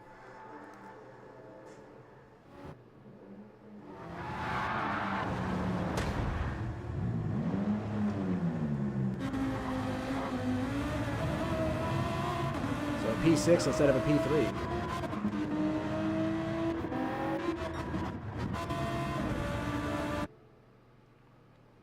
Nah, bro, it's brutal, but I'm gonna be honest. I'm a little upset with Canadian guy with some of his defense over those last couple of laps, especially with him. He had literally 0 soft tires. They were 5 seconds ahead, and I caught him in 2 laps. Like, obviously, I had insane pace over you, and his defense was just a little. I don't know. I would have been much more courteous if I was in his position. Let's just say that. But I can't expect the same from others. Is he allowed to defend his position? Yeah, I guess. But pushed me wide, blocked me outside of a turn, coming out of a turn. And then he was so slow on turn 1 that I didn't want to hit him. So I tried to turn in, and then I spun out. So it was like literally a P3 to a P6. Like, I'm not happy about it. Especially because I was absolutely flying that race.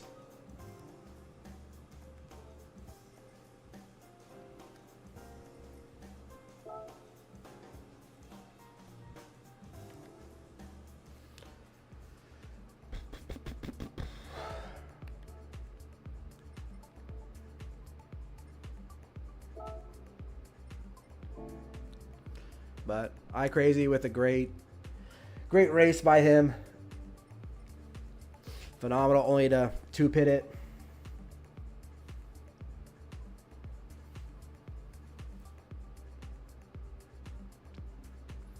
I could have forced everything like they did, and absolutely I could have probably would have won that race. But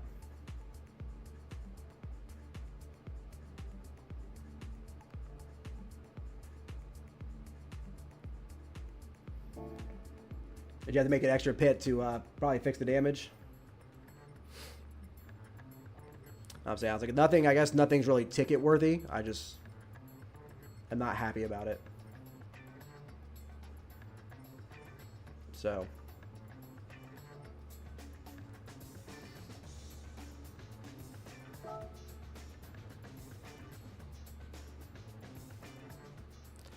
Not happy about it.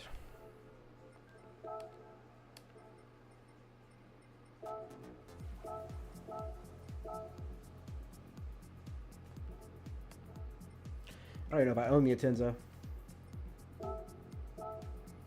They keep this. I mean, I can see your messages.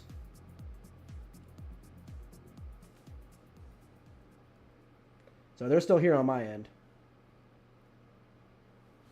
I just hear. If you're watching, we'll go watch the replay.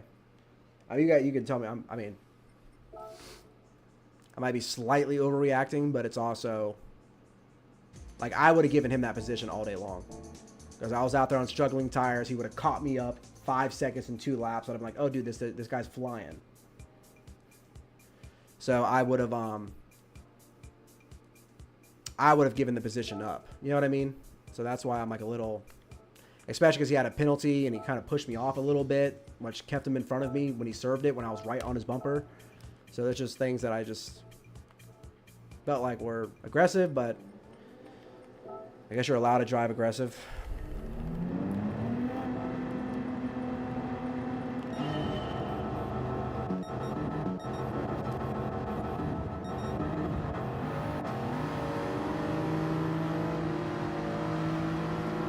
Yeah, before this lap, when we came out of the pits, I was 6 seconds behind both of them.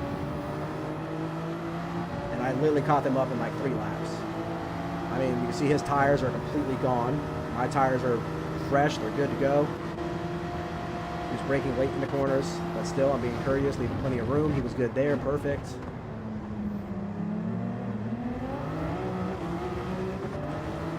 Part of me thought in this corner here he was going to give me the position up here. And it was such a small tap, but put me out there just enough. But it was like very little. It was a small tap, so it's like I can't really. It's annoying, but it's not illegal, I guess. You know. But what upset me was this. What really got me was the last turn. And turn 1, obviously, where I spun at.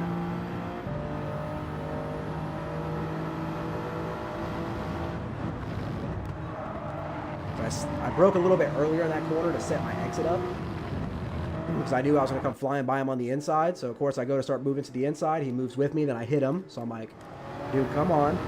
Like, I had so much more speed than him out of that corner. I would have. And then here, I mean, I hit my braking points as normal. Gas full on here like I have every single lap before, and like my car is stable. He goes out, spins back in. I try to cut my wheel to the right so I don't hit him, and I spin, you know.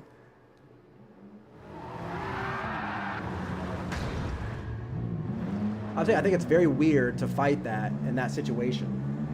That's why I think I'm upset.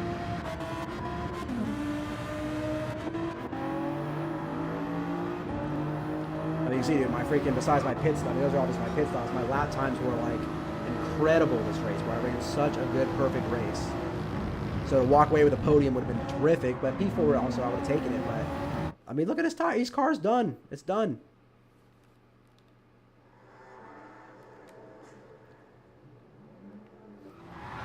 So, oh well, it's what it is. P6. I'll just move on.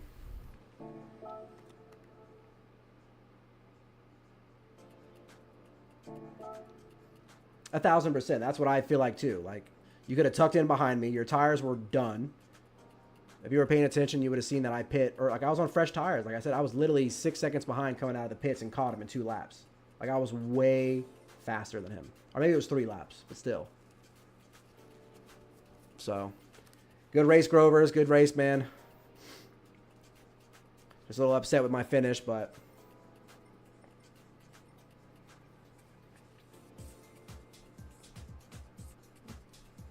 oh well, is what it is.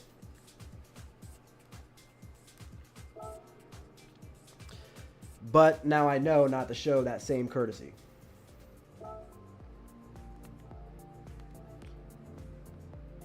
So that's all I will say. If I'm sitting there with burnt ass tires, best believe I'm going to defend the hell out of my position if I come back into him. Yeah, sorry. I don't even know. Where'd you finish at? I didn't even go through the results. I was pretty pissed. I just jumped out.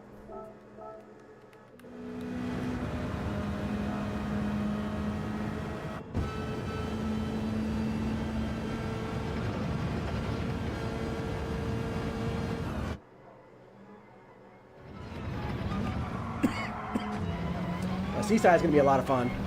This track, there's actually going to be this track here for others. But the depth, I'm not a big fan of the depth chicane. This was one of the tracks, remember when we were picking the tracks out, I was not as excited about. Like, I literally love the rest of the track except for that one spot. So I definitely need to get my practice in this week for it. Or this weekend or something. I got to practice for Led's event.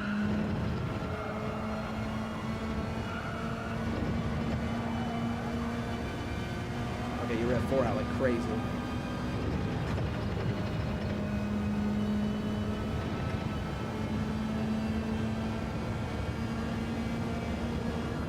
She's back!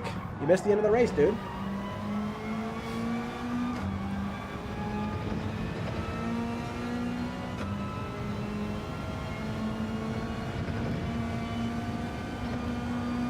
Does he literally go through there full speed?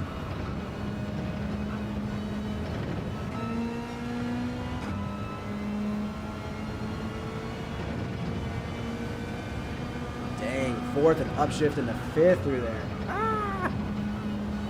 That's gonna be scary.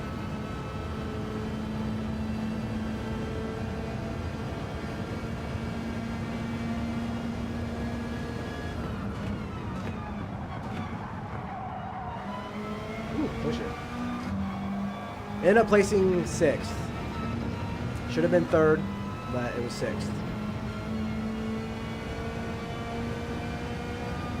We had a crash, first turn, last corner, last lap, first corner. A little out of my, I mean, I could have controlled it better, I guess. Just had some blockage in front of me.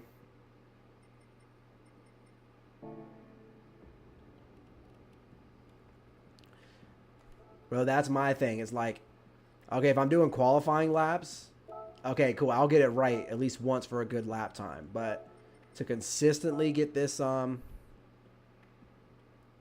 I didn't think I owned it.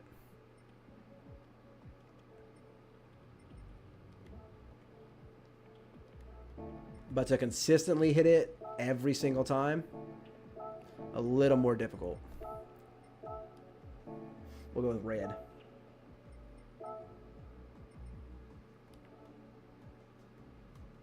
Oh, wait, no, I don't want to. Sorry. I want to qualify him.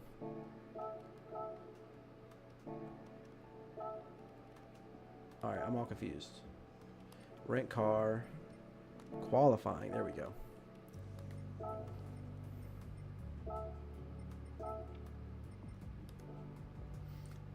So, well, it seems like you had a good race, man. The thing is I'm like the margin of air for air there is so it's so small. So like if you saw the whole grid was I think within 2.5 seconds of each other. The besides first place, me in second all the way up to 9th was like 8 or 9th, not like less than a second.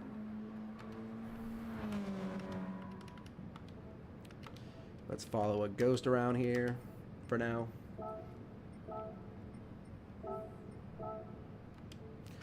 I was like, but we did get at least fastest lap, which is an extra point for us. But that should have been, we could have hauled a lot more points in that race, so I'm very a little upset. More at myself, I guess.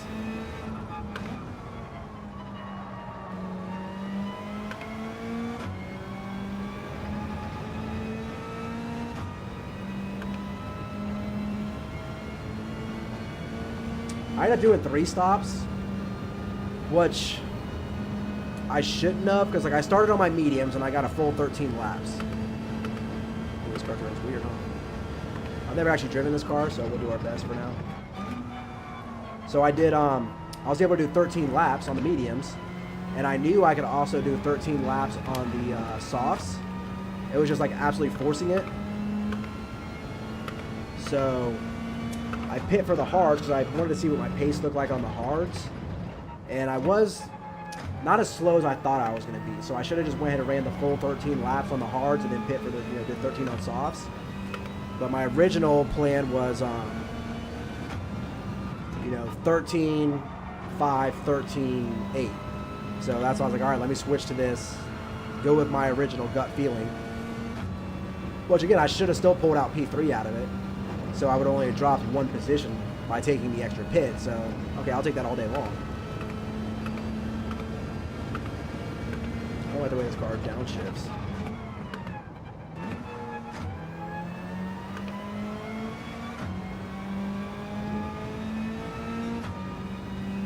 Alright, get further out there.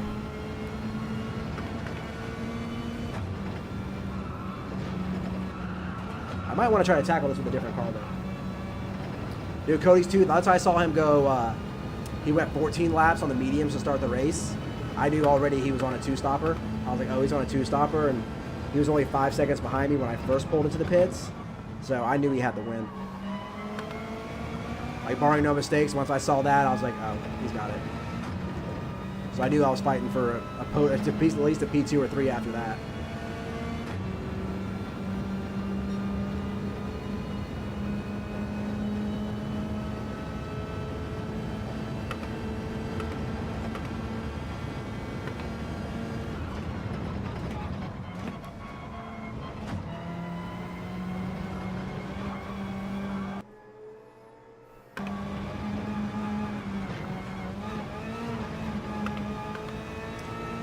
Probably not. I'll probably practice for that tomorrow night.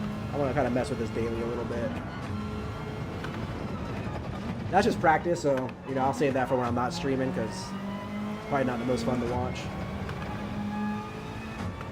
Just me practicing strategies.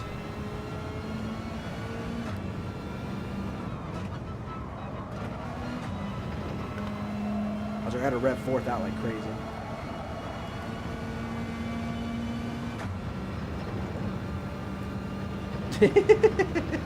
She's in the other room, all right? Not right next to me.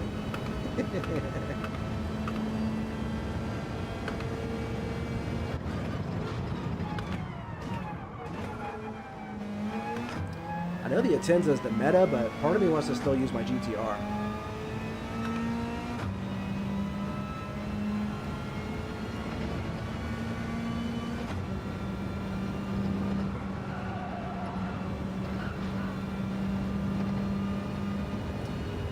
Remember the little bedroom that we did have is Maddie's? The other bedroom is actually bigger, so we switched them out. So I moved my stuff over here into that little room, like the red room, and Maddie's has the little bit bigger room now. So.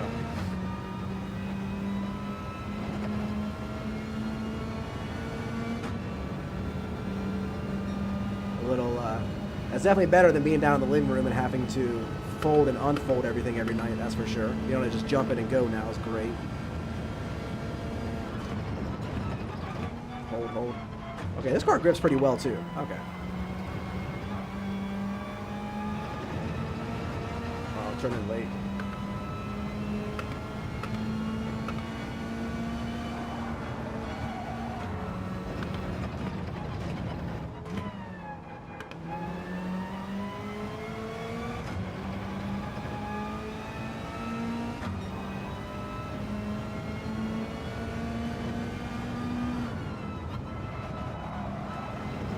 Fourth all the way out around this thing. Oh, look at this. I got out of my way. Oh, got it. Alright, braking here.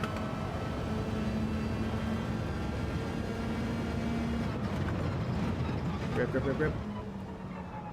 Alright, this is definitely one spot where I will not be looking at the chat. We call this the death chicane, the death chicken, whatever you want to call it.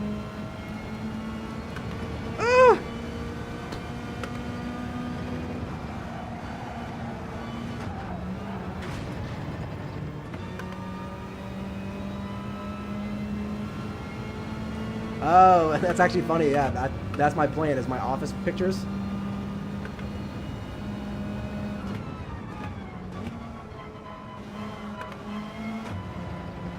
Yep, I was like, that's the plan. I'm gonna hang that up there with a few more different things, but that's why I miss my Eustis office, because I got to keep them all hung up there.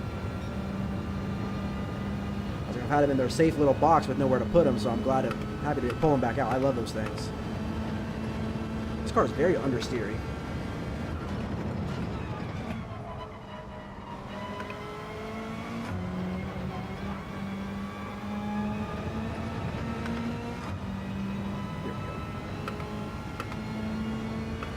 too early.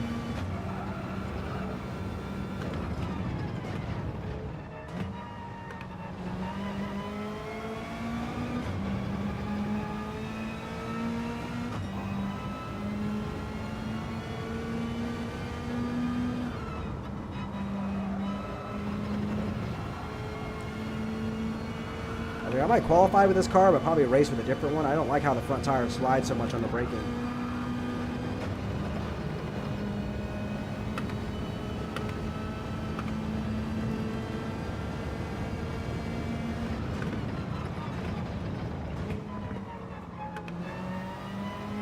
Alright, follow close behind, do what he does. Further out here. There we go. There we go. But can I do that 37 times next Monday? That's the bigger question.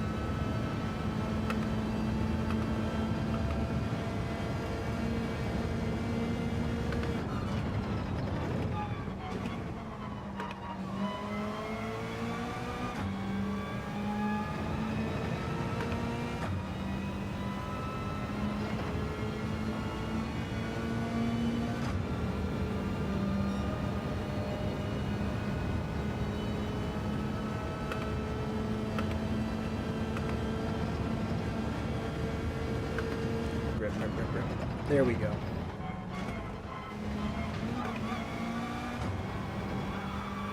where's he turning it in at? Right there, okay.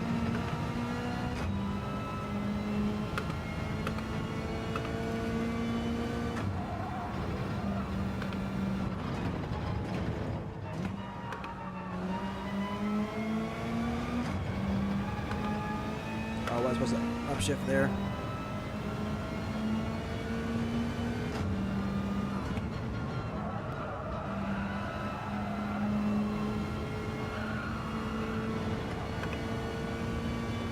Okay, so about 122 I should. Okay.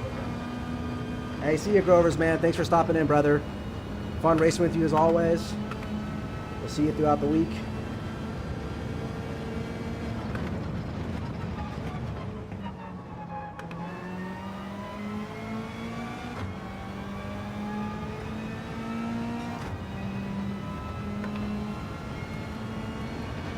Oh, got it again. Okay.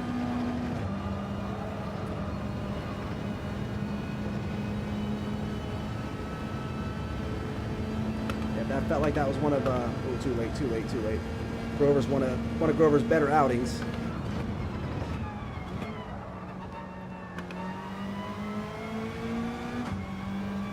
That just shows, man, getting better and better.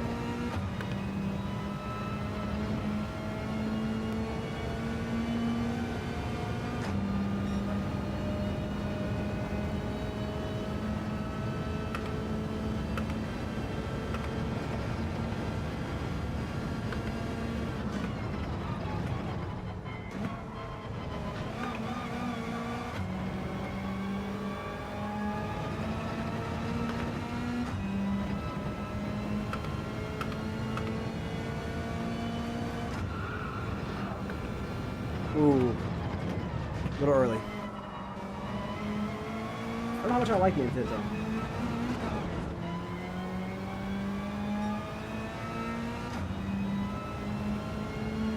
Dirty tires.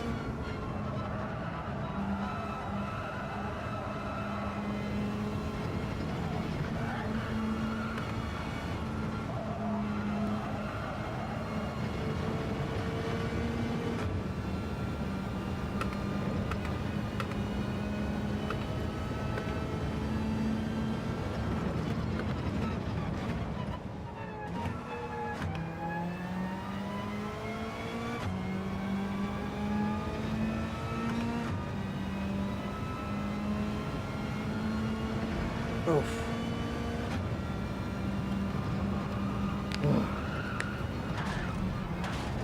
I know this is daily race B. I think C will mess around with a little bit later in the week, maybe. It's almost like learning a whole new track, and I don't think I have time to learn a whole new track this week. With Led's event on with FGP Thursday and Led's event Saturday. I just don't think I have the time to put up a good time there to not completely mess up my ratings. Come on. I don't know. There's some things I like about this Atenza and some I don't like. It really does stick on the corners.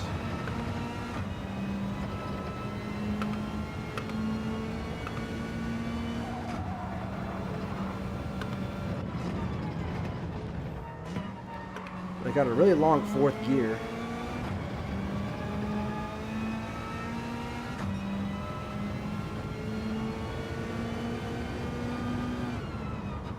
Inside curve just slightly. This one as well. Nice.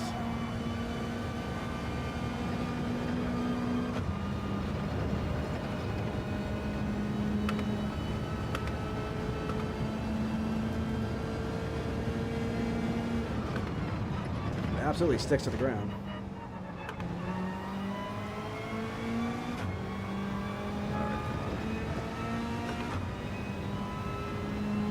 Too far inside. Ooh!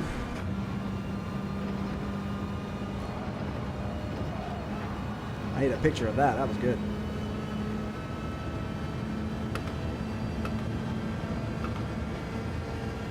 Too far inside. Come on.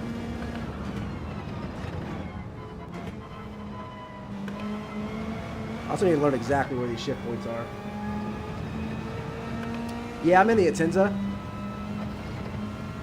I don't even own it. Like I never drive. Like I know it's a really good GR4. I should never drive it. I'd rather go with the GTR. But I mean, I think every single 100, the top 100 times are all in this car. So clearly, there's not very much variety to this week. So I was like, okay, I might want to learn it then if it's that much faster. Like typically if there's a mix of cars in the top 100, you know, it's like, all right, I can try something else out, but I think it's actually the top, last I looked, the top 150 were all the Atenza. Shifted there again, I gotta stop upshifting there.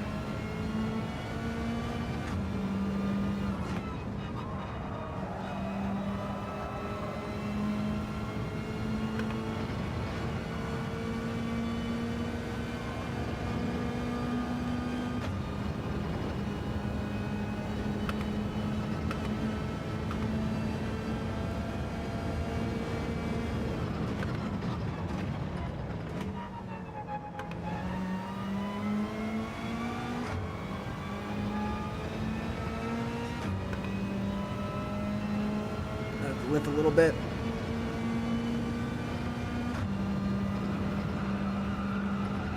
Going through there just full send is like so sketchy.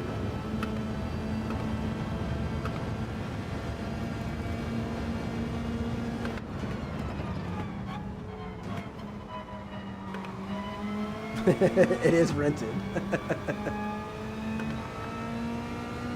Good old rented. I'll see if I'm going to race it, I'll go get it and throw a livery on it. Maybe Laney can make me a livery for it this week. We'll see. I got him working on, he's doing something else for me, I should say. I got him working on.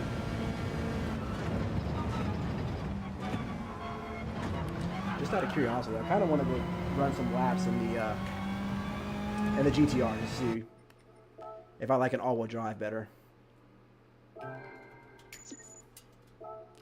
But see, I like to be at the top 1,000, so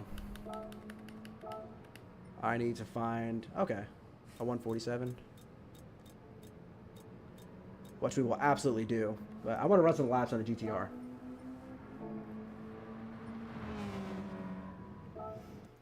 It's like a qualifying lap. Okay, I'll push it each time just so I can try to get a fastest time, but to race it and be consistent like for 20 laps and not mess up that bus stop is, I don't know, dude. Like, I'm not that good at it. Let me see what let's see what it all looks like now. Got anything else here? We got a Cayman, a Citroen, a Cayman. I feel like the Cayman's going to be awful on the curbs though. GT, Italia. These are all low 147, so that's good. Quite a few Citroens in there, which I do like racing that car. Cayman NSXs, so it looks like there's really a choice of 3 cars here. Hey, there's a GTR. I just saw one. Where are you at?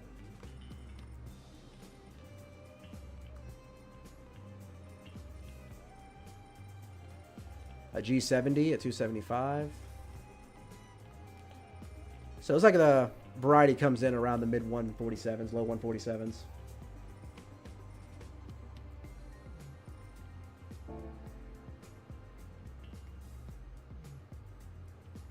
Yeah, see, I was using the Citroen for one of my older leagues when we were doing like a manufacturer's team style thing.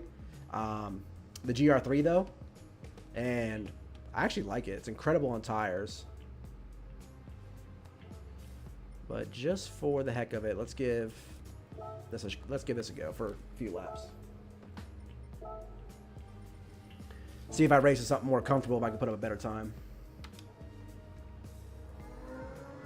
It might be a little more difficult at the bus stop though, because it's so front heavy.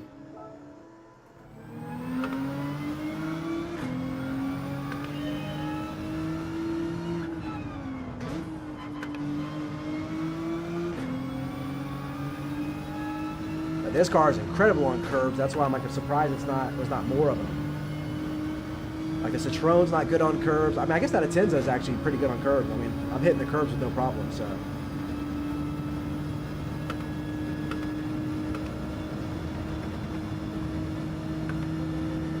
Upshift.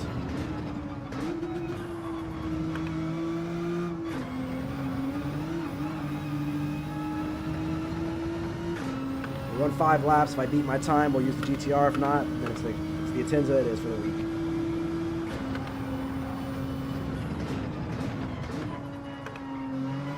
I didn't load a Ghost either. I should have put a Ghost on.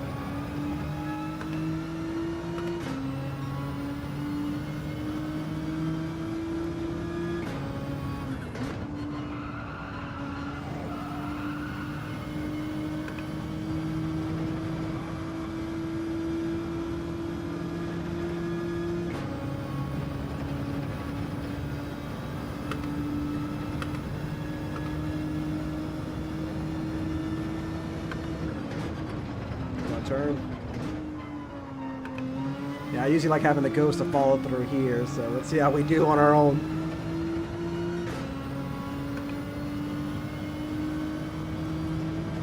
Ah! I think I'd like dropped like 5% maybe on the gas. That wasn't bad.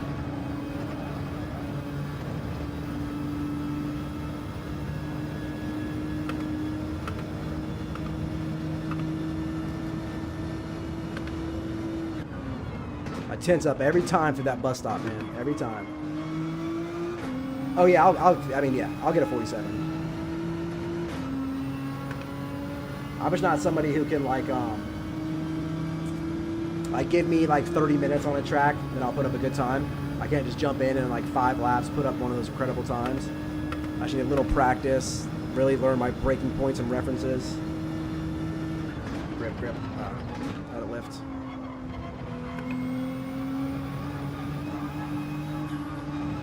But actually, this car is feeling it's feeling slower. Even me knowing it. When I was in 3rd there. The Atenza does feel faster.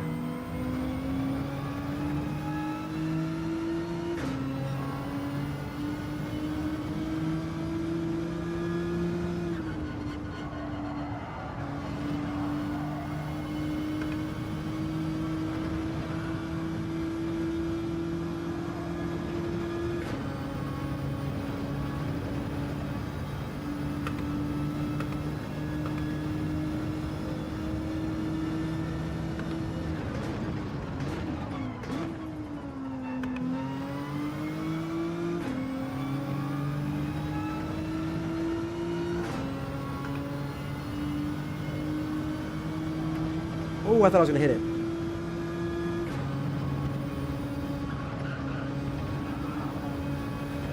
Yeah, they just know.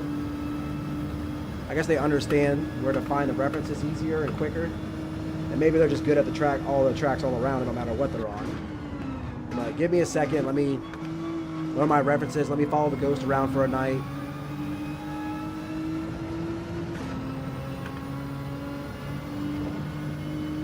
But I was like, yeah, based off of what I'm seeing, I was like, hopefully like a 47, 6, or 7 by the end of the week will be a good time for me.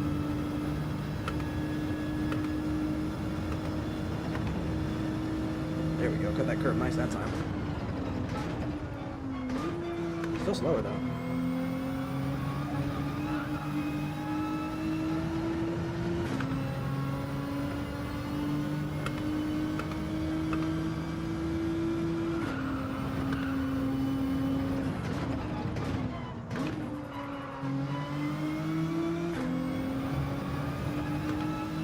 A track like this, I know a lot of people like absolutely love this track.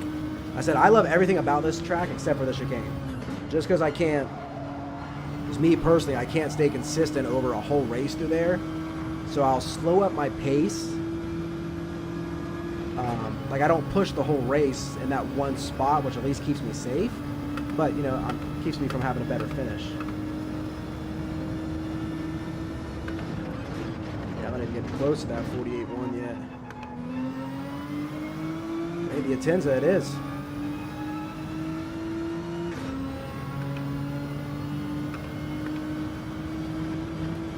Ooh. So I put up that 48.4 in a couple of laps with mistakes.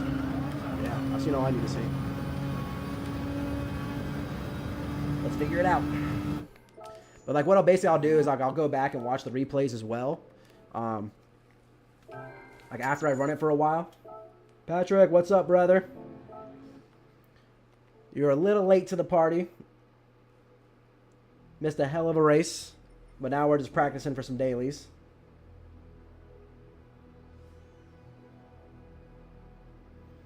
Oh, good to know. Yeah. And I feel like if you push it to that limit 30 laps in a row, like, you're going to wreck, I feel like. Oh, I meant like live in 10. Like live in 10 minutes is what I meant, man.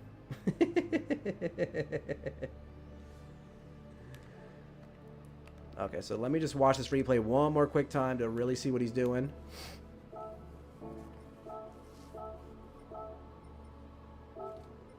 Nürburgring reverse, bro. Nah.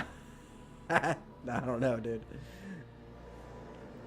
I don't think I have the time to learn it.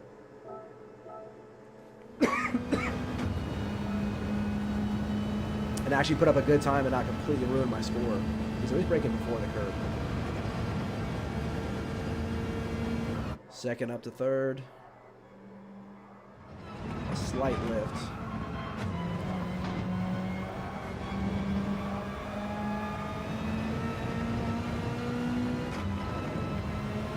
Yeah, so he's running fourth now all the way there as well. Brake at the grass.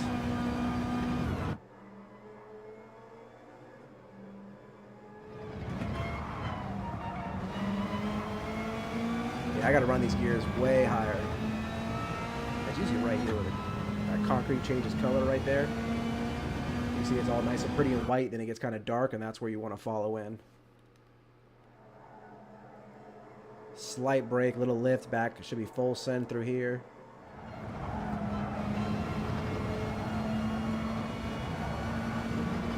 Yep, upshift at 122, okay.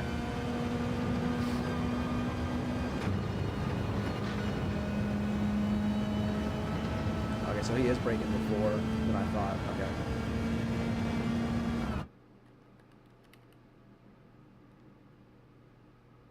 Okay. Okay. Luckily in dailies the shadows don't change, so that first shadow above before the 100 we'll use for a braking point. Okay.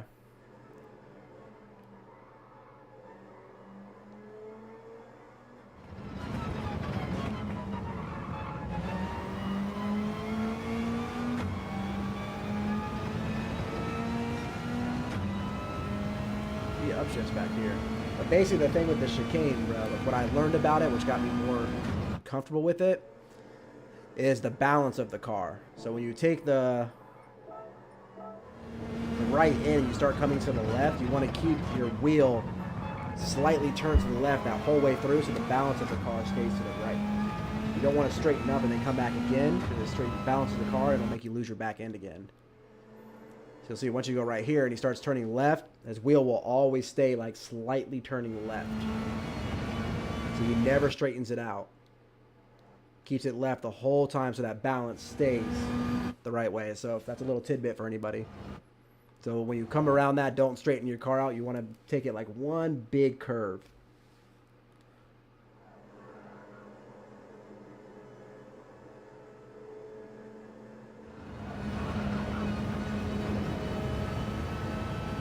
I just want to see where he's braking here. So he's actually braking a little bit before the curve. Yeah, brake lights are on.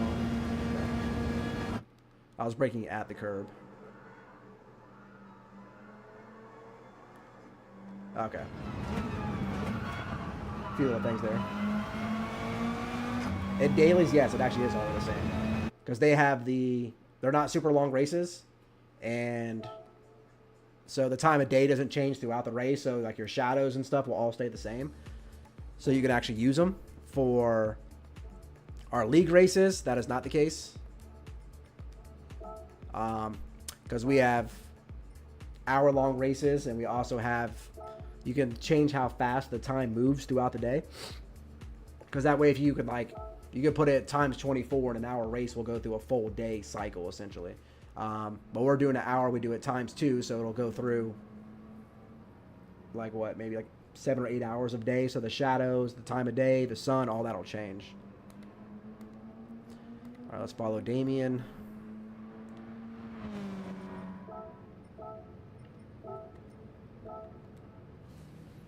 All right, let's see what we can do tonight.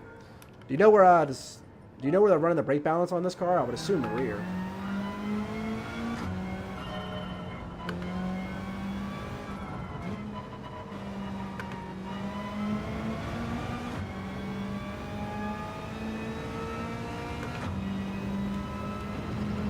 Still got it.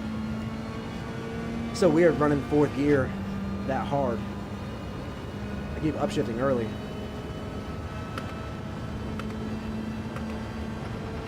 Back up 3rd. Slight lift. Back on. Yeah.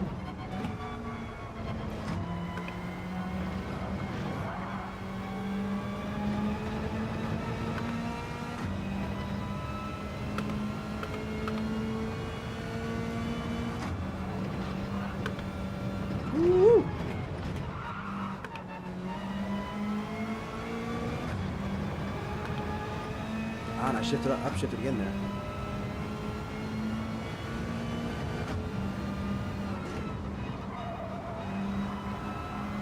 See, right there, once that car revs out so hard, I want to upshift. 4th gear is so long, it's crazy. That's what she said. Oh, that was much better. Did I make the turn? Tried it.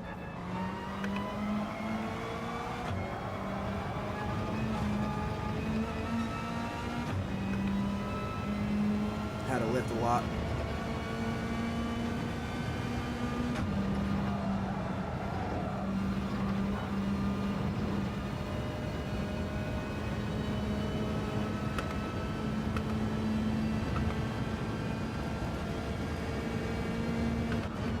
Yeah, that corner felt better.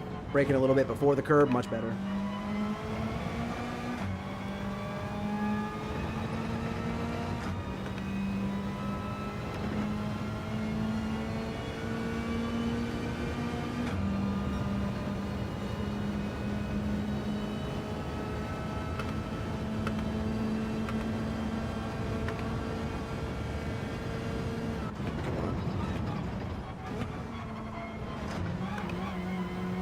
Cutting that first curb just unstables the car so much if you don't hit it right.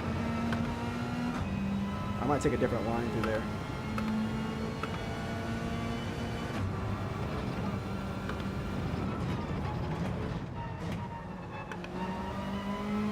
Don't upshift, don't upshift, don't upshift, don't upshift.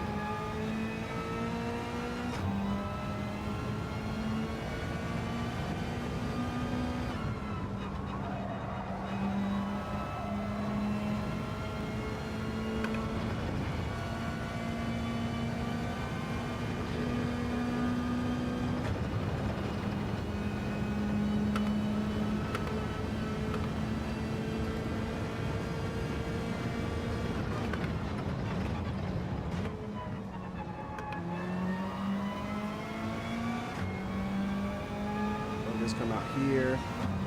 Left, upshift. I think I got it. Nope. Ooh! Oh, no. Still tap the wall.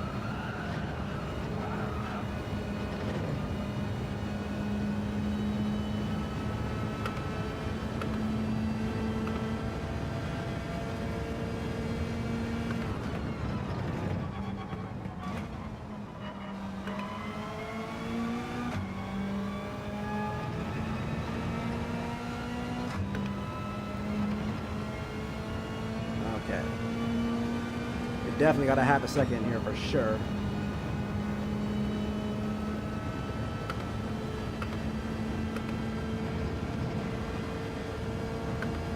Much better.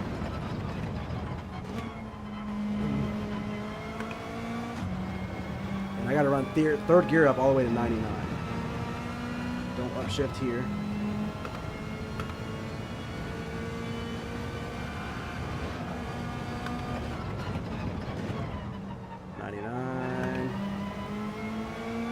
Shift here. Slight braking. There we go.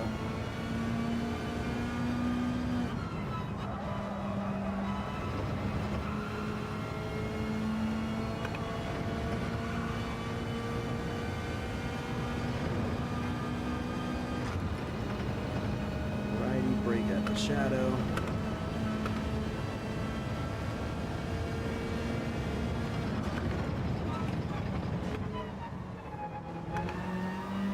Get this right. Out here, keep the car left, keep it left, keep it left, keep it left. I think I got it. Oh. Whew.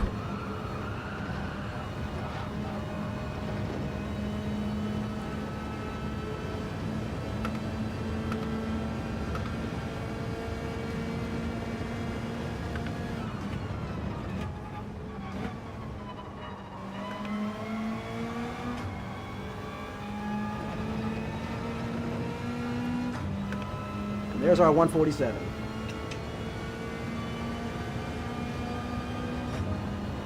That's night one. I was like, I definitely got a few more tenths in here. Broke late, broke late, broke late, broke late. Ah!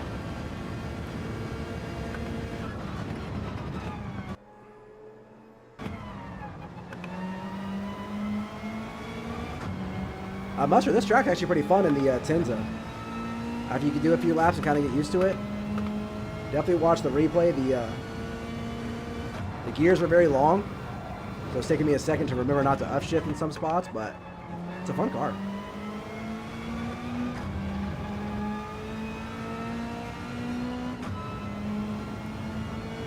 Oh yeah, look how much time I gained there. I was able to get on the gas so much earlier.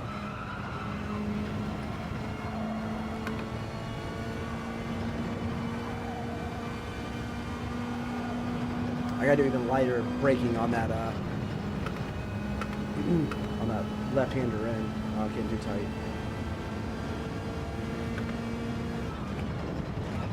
I wish it was the GR3 so I could just practice the Super on it all week for our race Monday.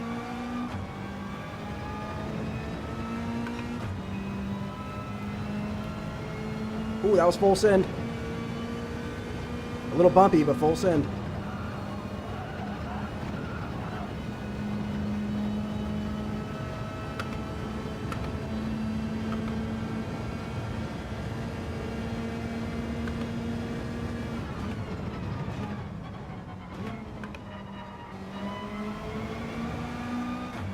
Is it that much faster to go over that curve?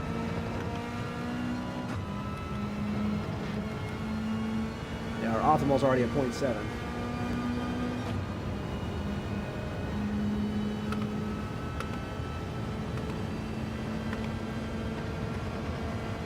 Get a hold. Oh, I gotta lift a little bit. Ugh. Whew. I gotta do a slight lift out of there.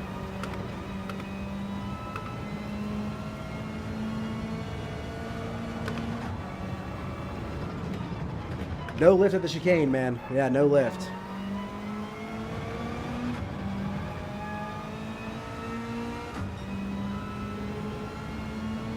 So I'm just holding my foot to the floor every time and just praying that I make it.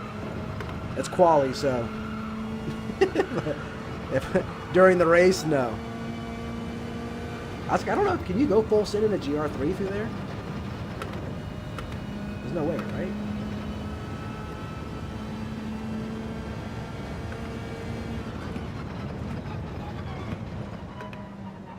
Yeah, I'm curious. I haven't seen GR3s here in a while.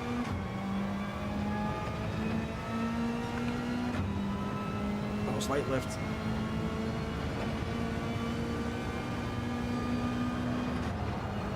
You can? All right. We'll give it our best shot.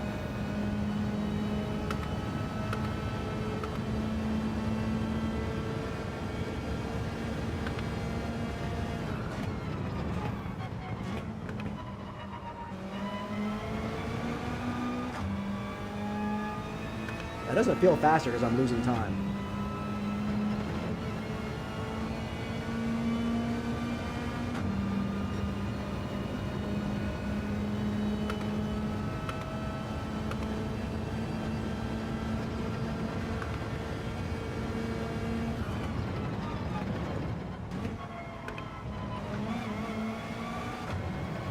Not bad. Don't upshift. Don't upshift.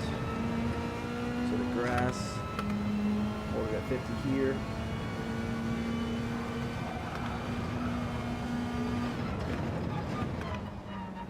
Alright, we're on a good lap, so we're going to have to full send. See, this one's a little lighter tap. Too late. We're going to lose so much time. Unless I can somehow be crazy and still make it.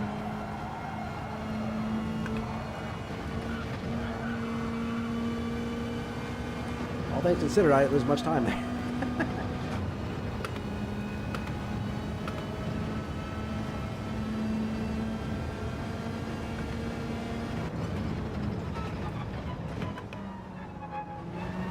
Looking too early again.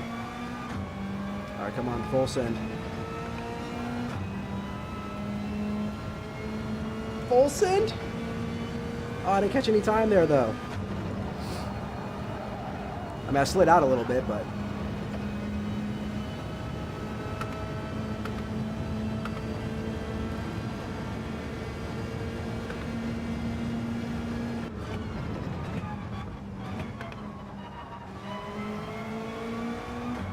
slightly faster. Wait, give us a 0.7. No!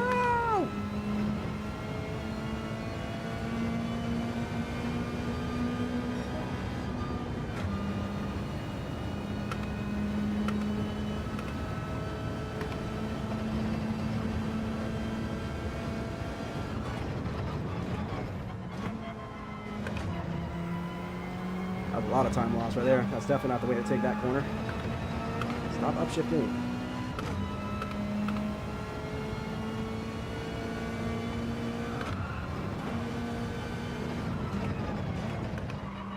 Just trust me and send it. Alright, done.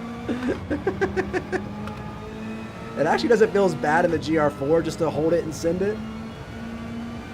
But I don't know, man. The Supra through there, like, I'm already dreading it. So I'm really mad about, like, my race today because it was just such a race for me to haul some points in. Like, I'm going to get everything I got, but again, this is one of my weaker tracks, not my favorite. I don't think the Supra is going to suit it well because of the curbs. Actually, bro, you and Rage and the GTR, bro, are going to have a really good advantage with these curbs.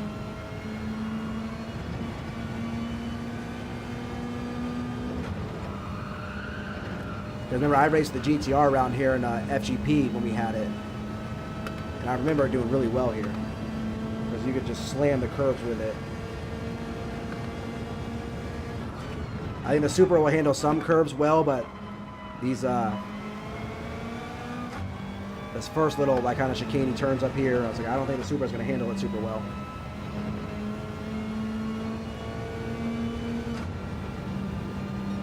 Like how this Atenza's cut in this first corner is exactly how you'll be able to do it in the GTR. I think with the, I'll have to do something more like that in the Supra. Stay off that first curve.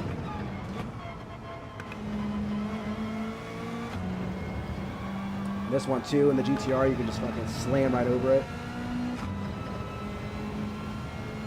Ah, mama! Chipman, what's up, brother? The MVP. How'd you enjoy your first race with WERA? You had a good race, dude. Kept it on track, finished. All right, we're 775th right now. I was like, I think I definitely have another couple of tenths in there by the end of the week. Yeah, same, man. That's for everybody, dude. That's why I just started getting my streaming up like a month ago. Working out some kinks, some hardware issues. Hopefully you had some clean racing. We do have a ticket system in place. If there was any incidents that you feel should be reported, please do. You can just write me and I'll show you how to do it. We've only had a couple of tickets in for the season. It doesn't happen very often, but you know, if you feel that you were wrong somewhere, we make sure to take care of it.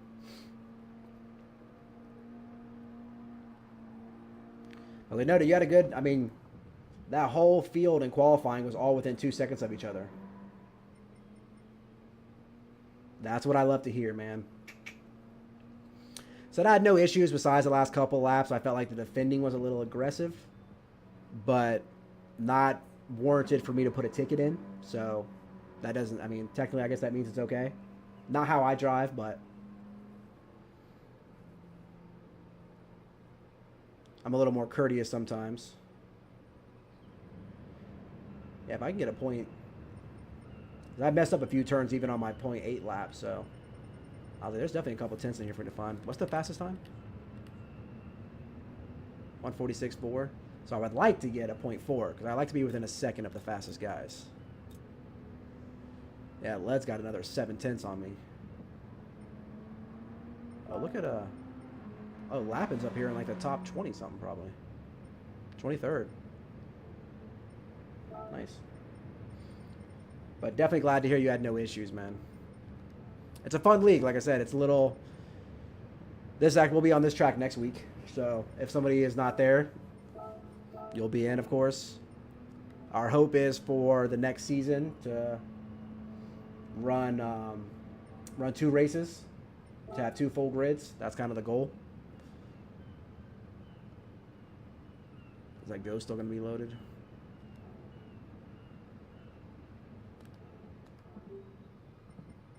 Save my replay so I can at least that's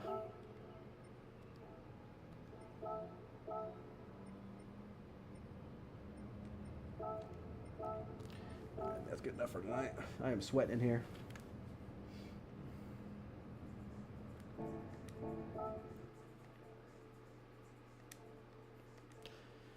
But now let's go watch a little bit of the replay. Now I'm a little less pissed.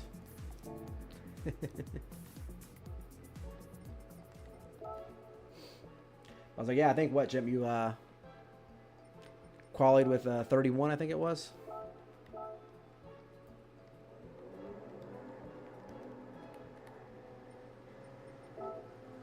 Hards. A couple of hards back here.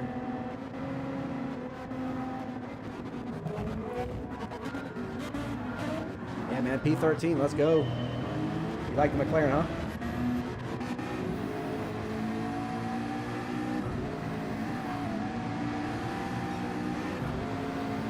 It is. I mean, obviously you're getting it quickly. You got your A rating very fast, so. But racing with faster guys is what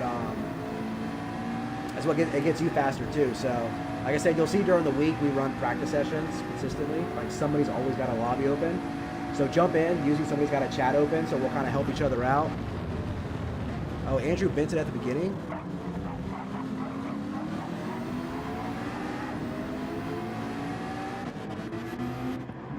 Oh, dude, that sucks. How'd he even spin there? He barely got on the gas.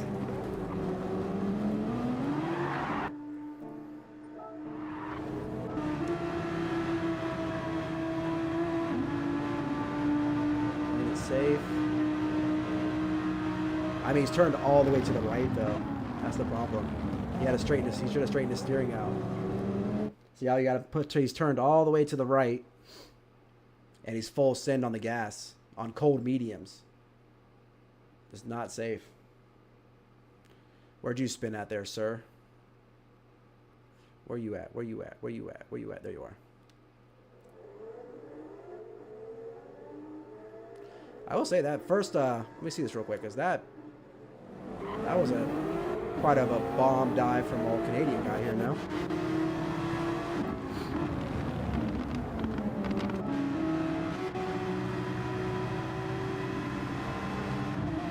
See, so by here, typically, actually a car length before that, you should be on your brakes. I mean, at least he's let off the gas by now. But he got on the brakes so late. Like, no wonder he almost hit all of us. He bumped him out, bumped him into me.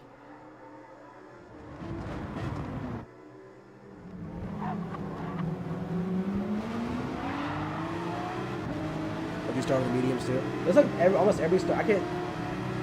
Rage started on the hards, which makes no sense. Like qualifying P1, why would you go with the slower tire? I don't know. It's still confusing me.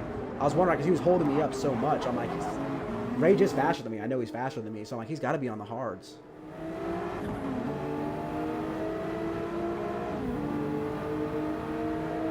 Oh, here, what happened? I will say, with it being a cloudy day, the track was very cold for a couple of laps.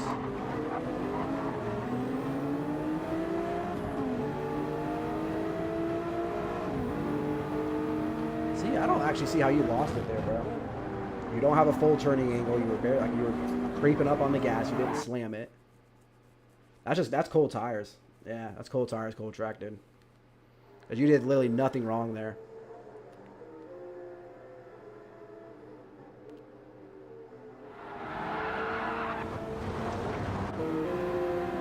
Nothing wrong there at all. You had your angle to go out there too. That sucks. That sucks.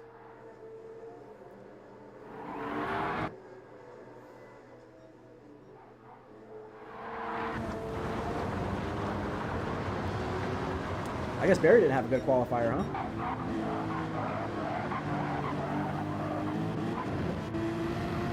There's our boy. Grover started softs. Is QC glitching again? He is glitching again. You gotta let QC know to get an Ethernet cable and hardwire in, man. He's glitching too much in these races.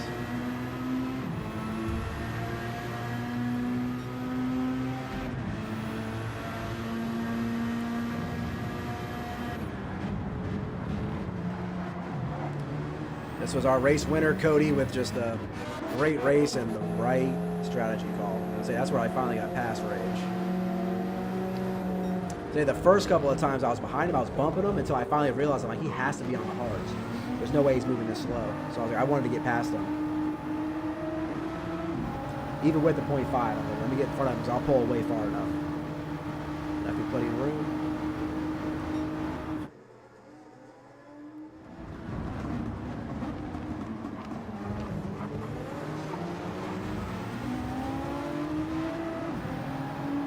Good group right here, though.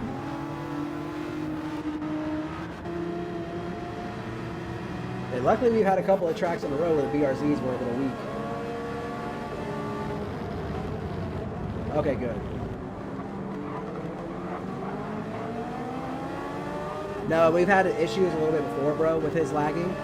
So, it sounds like he's going to address it. He got hit, what was it, St. Croix like 2 weeks ago or last week. But it's hard, you know, when someone's glitching behind you, you don't know where they're at.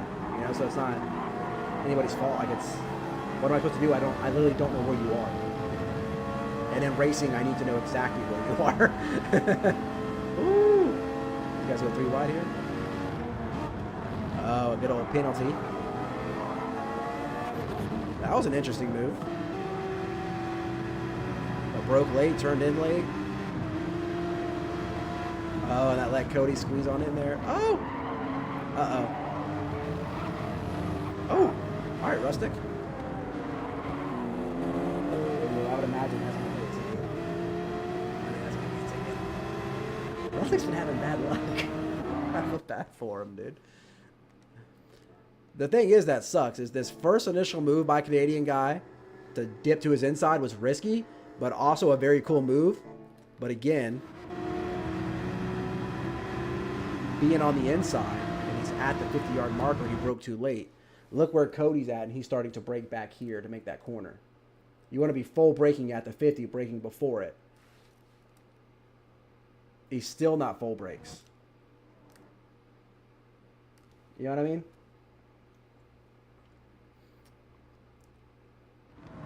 I would have stayed wide there too. That's why I was like, that was an interesting move. And he could have pulled it off, but it was late braking. So he pushed Rustic out, which allowed Cody to come squeezing in there as well. Now, Cody's move here, I mean, you're so far inside, you either have to completely park it on, like, this is like the worst spot to make passes at on this track. It's the absolute worst spot. Because there's never enough room for two vehicles to make it through here. It's super hard. It's too tight in here. So Cody's going to be coming in too hot for that turn, like he was. And he's hitting a curb at the same time. Like, this was just a disaster waiting to happen. And he pushed Rustic out. It all stemmed from his first move, but... Which, again, it was almost a really sick move, but he's a really late breaker. He's a very... let me see this corner here. He's a late breaker, huh? I'm saying, bro, poor Rustic. I was writing him privately whenever it was last week about the whole qualifying thing. And then he's like, I don't know, man. He's like, the first few races were great, but the last few haven't been as great. So that kind of makes me feel bad because it's obviously everybody to have a good time. So a move like that, like, I would be upset too. I mean, I'm upset about some of the moves, but he kind of breaks late and parks it. But like, Canadian guy is so fast, so like, I can't knock his qualifying time, but I can knock your racecraft. See, right here at the 100-yard marker is where I'm letting off the gas. I hit a downshift, and then I'll start braking about here.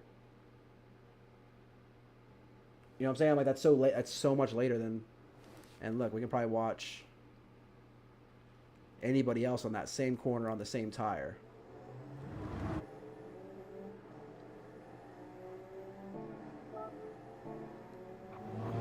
I'm surprised that he gets the times he does if he's with that kind of late braking. Well, see, he started letting off back here. Probably didn't want to hit him, but here we got some space here. At least he's off the gas and braking right after the 50.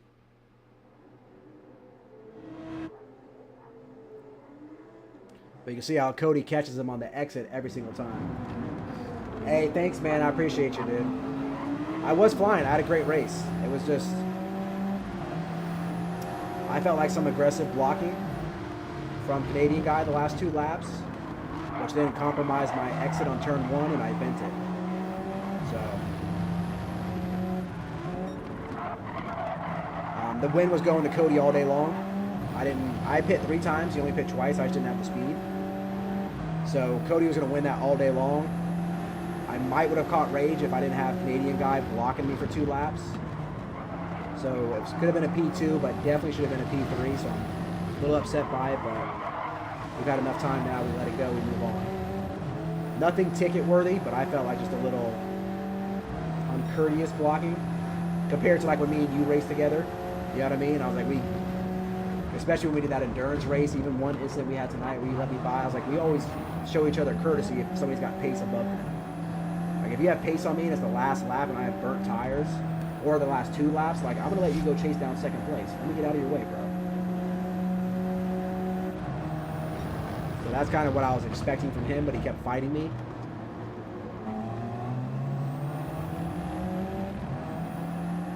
Champ, you will absolutely catch up pace. But the fact is, it was your first race. You had no practice this week, and you still put up a 131 in quality. You still put up a good race, so you're new to GT7. Like, yeah, absolutely, you're going to get up there. And enjoy the fan, man. Good racing as always. I know for sure I'll see you in Led's event on Saturday. I think we're in different groups. I think if I remember correctly, I think you're Group A and I'm Group B. But hopefully we'll see each other in the finale. All these people still stuck so close together, though. I mean, 4 laps in, this guy's...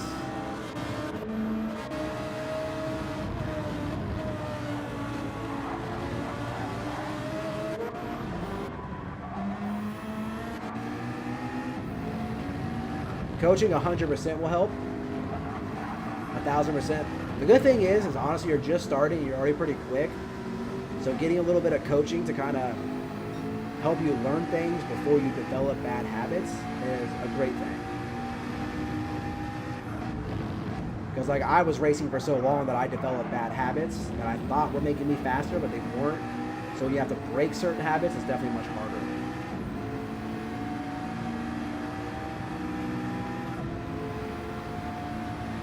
Like for turn 1, very late braking and late turning in.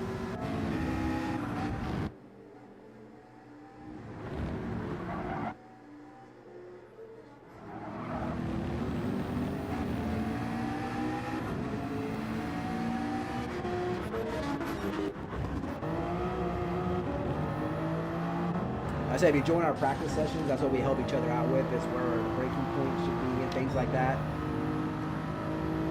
Because here you actually want to brake just slightly after the 100. Turn in earlier so you can be on the gas here. That way you can really shoot yourself out of that corner.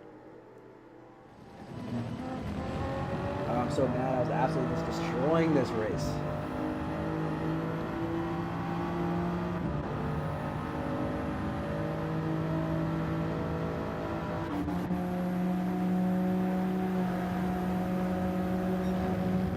Look at that line of cars, though, man. 5 laps in, still on top of each other.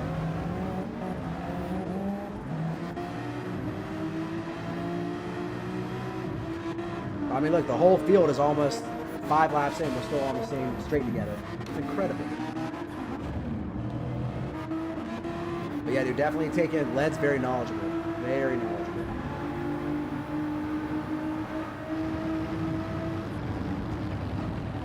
Colonel Mustard making his way back.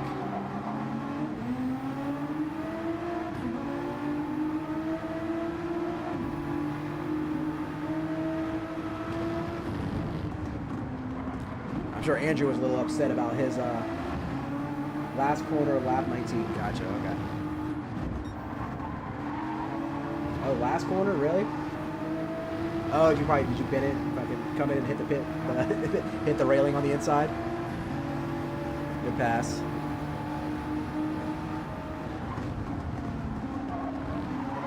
Oh, you were also on the hards here. Okay, I see that. You also started hards.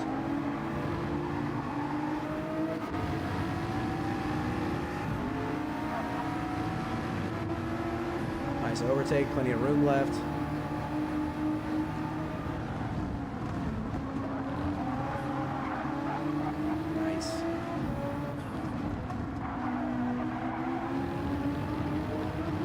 This line of cars right here is insane, though. What's that?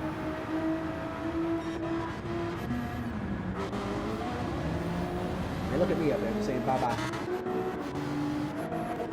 Yeah, that pass was definitely clean. Definitely a clean pass. You went inside. He had plenty of room on the outside.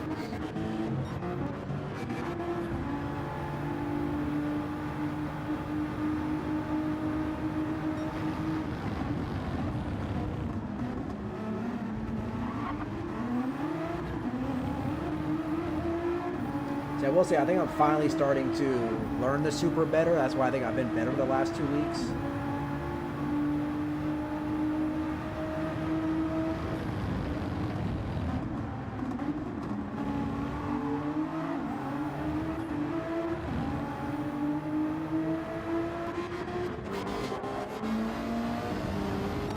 Yeah, this is one car I would not have been wanting to drive today on this track.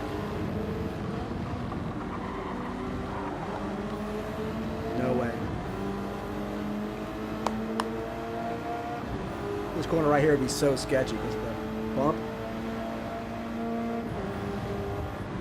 Once that car gets unstable, and that first corner is just naturally unstable, every car is going to bounce a little bit.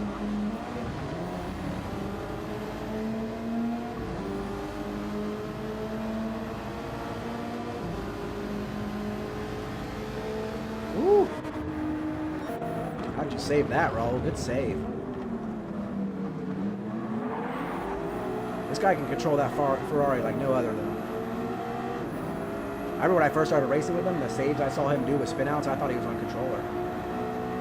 He's good at saving the back end. Oh, good pass, good pass. Both on mediums.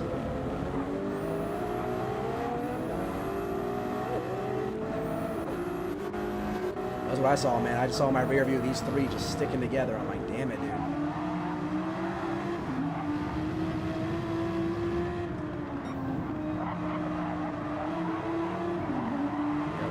Going on. I think we skip ahead a little bit. I'll try to get myself. Brake. See, I would get on the gas. I feel the bump. We're right there, actually stayed on it. But I would feel that little bump, let go, and get back on it. I think out of the GR1s to 4s, GR3s are actually the hardest group to learn, to be honest with you. You're starting with actually what I tell people when they're learning is to start with the GR3 McLaren. It's actually the perfect learner car for GR3s because it's very stable. It's very stable. The tire wears even all the way around. It sticks in the corners. It's a very hard car to spin out. So it's a great car to start with. Like, I don't know, because I know you just started. I don't know if you're using any assist. The goal is probably to get to no assist if you can. But that car, to me, is the easiest Group 3 to learn. Like the BRZ that you see some of these guys racing, this car is like, and the Ferrari, they have very loose back ends, so you have to have a lot more throttle control. You can't just slam it out of corners. Like this BRZ, I hate it. It's so loose. Got 0 assist. Oh, you do ABS weave. I will say that Gran GT7 favors default. Now, if you're very good on weak, that is 100% your own, whatever's best for you. But using default, GT7 kind of lets you cheat the braking. By default, is actually faster than any other setting. So the only setting I would run, like that I run as well, is ABS default. Everything else off. But McLaren's a good start. It's a good car to learn for Group 3s. Group 4s, it don't really matter. Every single one's going to stick to the ground. These guys are stuck together. All right, let's move ahead a little bit here. See if anything's changed. A good little group here still. Andrew making his first stop. Yeah, dude, Grover's had a good race, man. Low 132s all race. Look how well those softs last on that car, though, dude. Remember that was my first choice until I switched up to the Supra? Regrets. 10 laps on soft, so you still got a quarter of them left.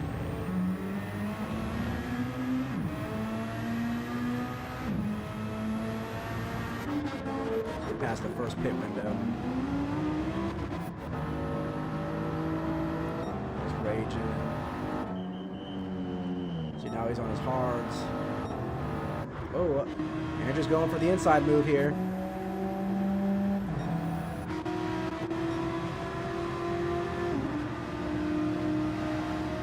Ooh, good move. Good pass.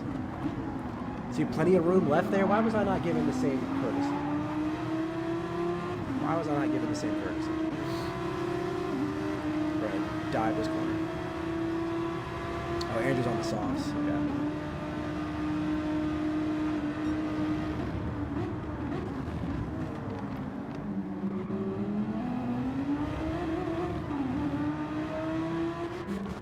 You had to climb in this race, didn't you, bro? You had to climb.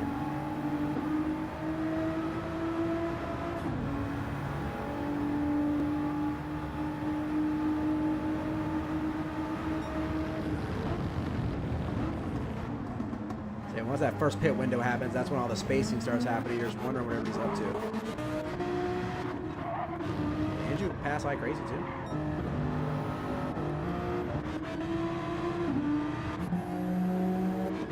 He did.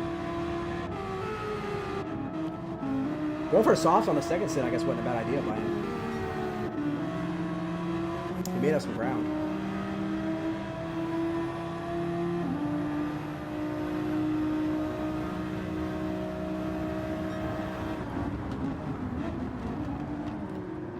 See, that's how, like, you can tell when somebody's on better tires behind you.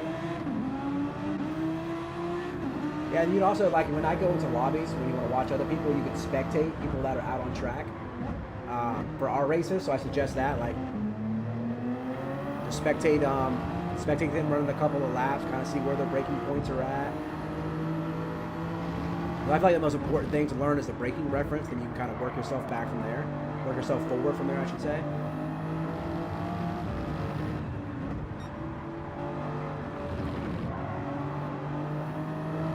Spacing out, you got people with hard, softs. Dude, these two stuck together all race, man.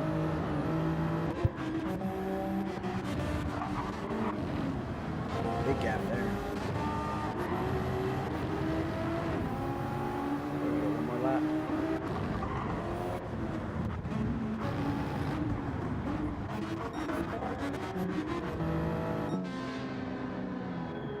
Yeah, you've been slowly climbing back to them too, man. And you bend it again. That sucks.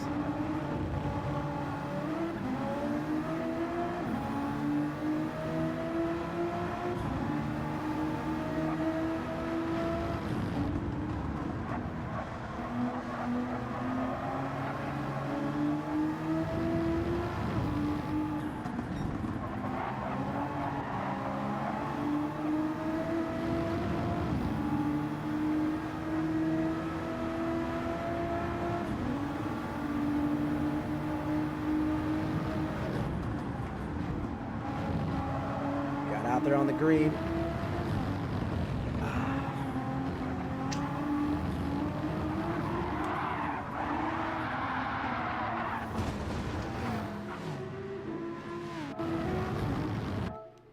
You started bringing your steering back in straight, so I'm surprised you still spun there. Probably should have just eased off the gas a little bit.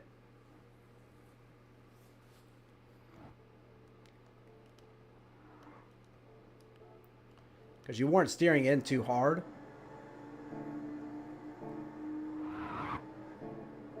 Yeah, you had two kind of, well, I guess you're on the hards now too, so.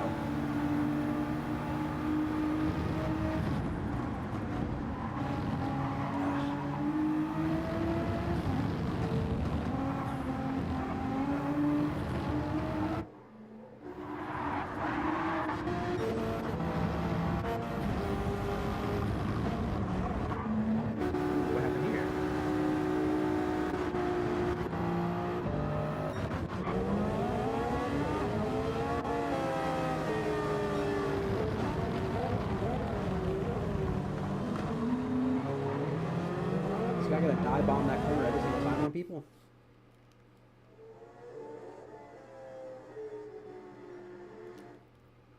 I mean, how are you still? I mean, that's crazy. You have 3 cars in front of you that dive, jump the inside.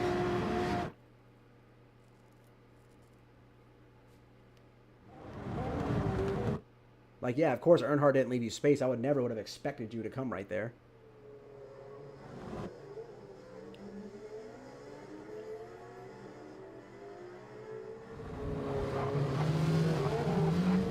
That's why there's 0 room. You have 3 cars in front of you, and look how far back you are. Why would you not follow them through? And the thing is like, look at everybody else, man. Look how he broke. Damn, he's still on the gas here. It's the BRZ though, and he's on softs, fair. But he's on hards too. Braking that late, that's crazy, dude. That's a 1000% a dive bomb. He didn't let off the gas until after here. Finally brakes on the 50. Like, he could have ruined Earnhardt's race there.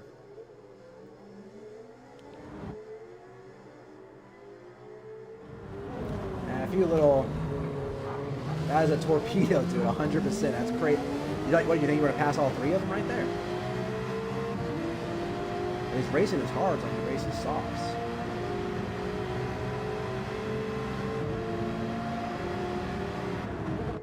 Oh, hold it, Jet. Nice.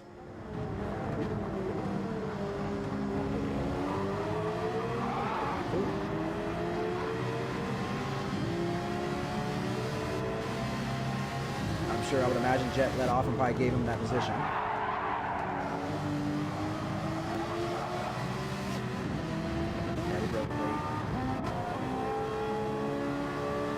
Let off. Make sure to let him give him position. The new Porsche, I will say, is actually a lot of fun. It's very understeery, but for being a rear engine and rear wheel drive car, it actually plants to the ground, dude. Plants. That's why a lot of people are using it. It's better than the Ferrari for sure.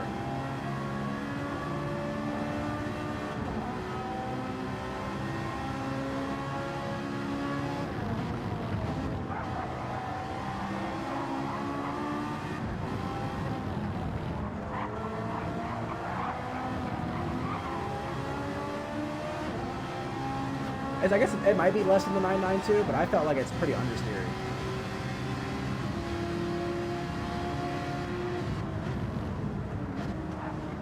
I like the older 911 better. 100%. I think it corners better.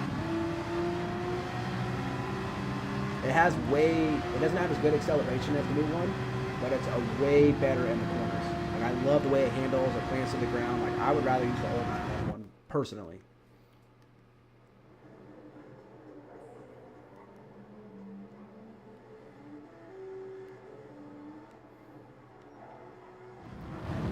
Jet's pulling away. Everything's gapped out now.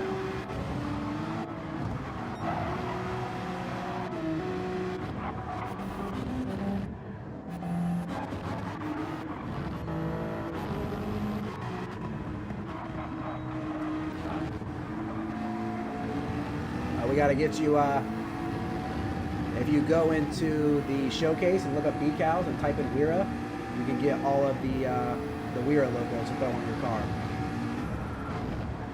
If you choose to do so.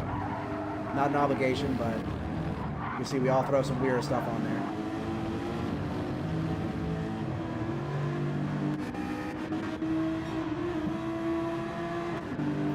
Oh, see, that was closer, what you were trying there. That's even better braking. Turn it at the right point. You're steering a little too hard to the right when you got on the gas. You should have started trying to straighten it up as you were getting on the gas. Because basically you want to be, on this track, you can actually be all the way over to where that yellow curb is. As long as your tires are on that yellow curb, you're actually not going to get a track penalty. On the inside of it, I should say, not the outside. Make sure they're hanging over the inside of it a little bit. Another little group here. I will say QC's had some better races the last few races too. Yeah, he's got to fix that glitch. That's got to be a huge bottom.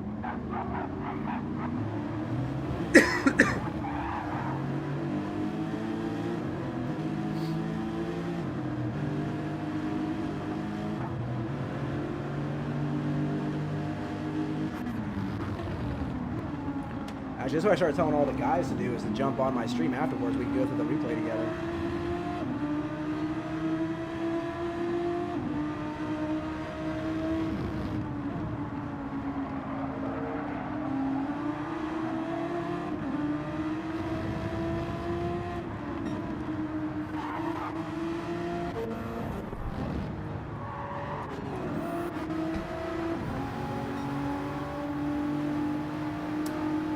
They yeah,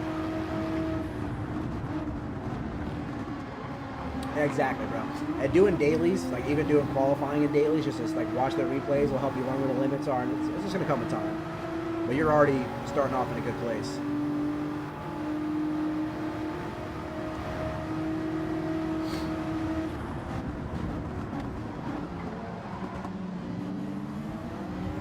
I think I think I'm an A+. I just haven't earned it yet. So I don't race dailies enough. I just need to. That's why I'm kind of starting to do them more and buckle down so I can get my A+. Because I feel that I should have it as well. I just got to make the push for it. I just do so many league racing. I league race on Mondays and Thursdays and practice for those. So but now that I'm streaming, I'm doing dailies Saturday night and Thursday night. So hopefully I'll get that A+ in like the next month. I'm only like 5,000 points away from it. So I'm close. I'm very close.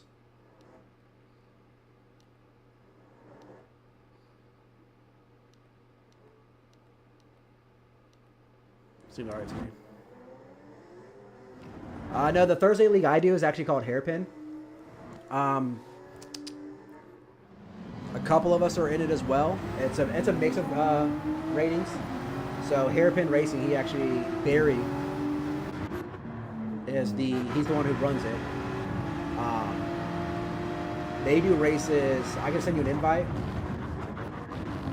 They do races on Sundays, Mondays, Wednesdays, and Thursdays, I think, right now. And they're getting ready to add a 5th night for a multi-class I think they're working on. A lot of the guys here, Barry's in it, Andrew, Raw Racing is, Jet, Earnhardt, and I Crazy. So 6 of us are actually in Hairpin. But it's a very good, clean racing. Just a mix of ratings is all. So, if you're a D guy, you're going to have some good races in the back with D guys. So it's a very good league as well. Yeah, look at Cody just pulling away. Ace on the mediums can't even catch him.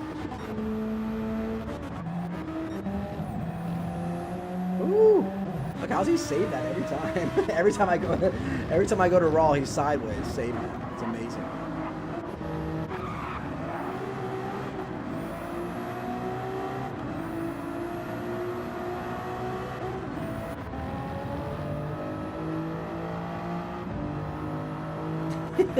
This guy's so funny. He races in VR too. There's a lot of Raw, bro. I've seen you with this car sideways, I think about 8 times, and you've saved it every single time. I was like, nobody saves the Ferrari like you do.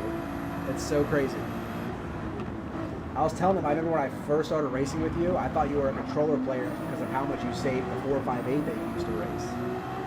And when I learned you were on a wheel, I'm just like, how the hell do you do that? Every single one of those, I'm eating it. I'm absolutely eating it. I'd love to see your wheel. See how you're holding that fucking thing. It's awesome.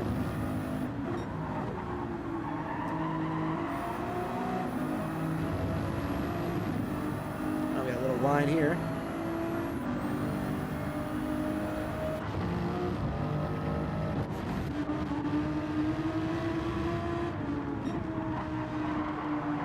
Yeah, you have to, dude. You have to be like. I've seen you a few times, like almost sideways, literally almost sideways. I'm like, dude, how the hell did you hold that? And you only lose a couple of tenths too. Like you save it and get right. I'm like, no way, dude. I'm eating it. Once I lose my back end, I'm not as good at saving the car when I lose it.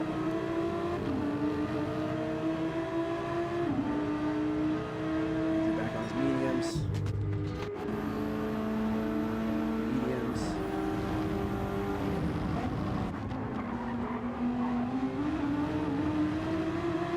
I mean, I can show you at the end. I did a 3-stopper, so Cody was going to win no matter what. He did a 2-stopper and had great pace. I had a shot at P2 or P3, just the last 2 laps. Canadian guy was very aggressive with his defense on burnt tires. I didn't like it. So when we came out of turn 1 on the last lap, I had a way better exit than him, but then I was going to hit the back of him, so I tried to let off and move to the right a little bit, and I lost it. So I could have I knew I was going to get him down that straight because I had fresh softs on. I only was on my softs for like 5 laps. And his were literally, he had like 10% left on them. They were done. They were cooked. So I just didn't like, he had a penalty at one point, and I don't know, I just don't like the way his defense was going, but I also probably could have just let off and accepted the P4, but I had pace on him, and I had a full lap.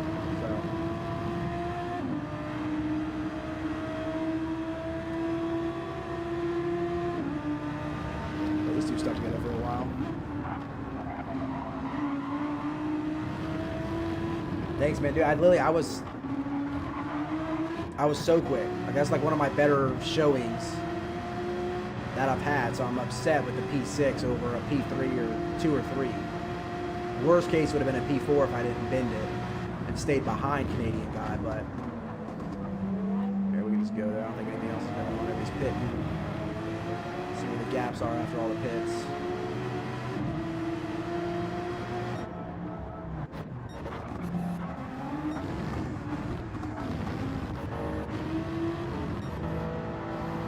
Jet got a few penalties. Yeah, well, basically, we'll see actually, what do I pit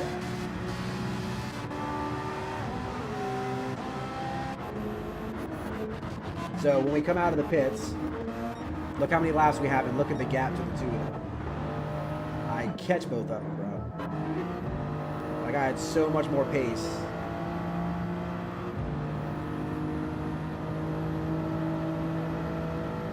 Did you jump on the softs? See, I waited till the end. I did 2 medium stints.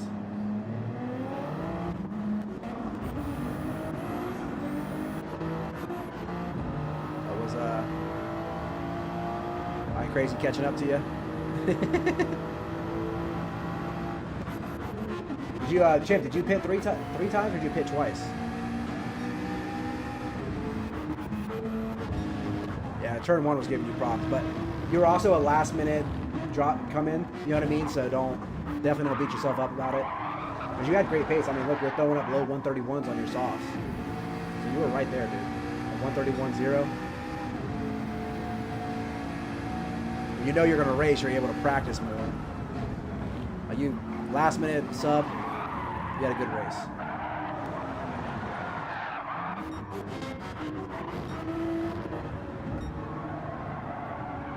I was watching these two battle. I'm just like, come on, keep going.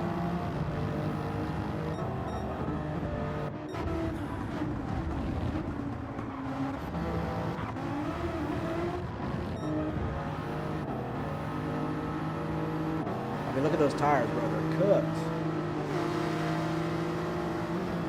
Trail Mountain. I don't think we have Trail Mountain on the calendar this year.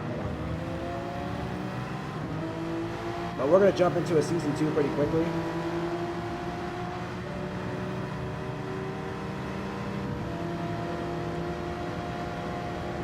I think we have, yeah, Seaside, Interlagos, Laguna. We're going to have a bye week for Easter Monday. And then Canada, the last one. See, like here was the first one I wasn't super happy about with how much space I gave him. It still bumped me out slightly. But again, it was such a slight bump. But with that 0.5, I was going to get in front of him. So I could have tried to been more patient, but I was, like I said, again, I was faster. He just kept fighting me. And I'm like, why are you fighting me, dude? Let me go, like, I had 2 laps to try to go and catch Rage. But the one that, like I said, that upset me the most was out of here. I mean, I have so much pace on him. But I still didn't go for the pass here. I was like, I'll get him on this straight here. I'll set myself up for the exit. So perfect exit. And I was going to pull over to the side and get in front of him. And he goes over there. So I'm like, made me bump the back of him and push him forward. So I was like, okay, dude, come on. And then here I knew I had him. So full, I mean, I was literally on my perfect thing. No spinning or nothing.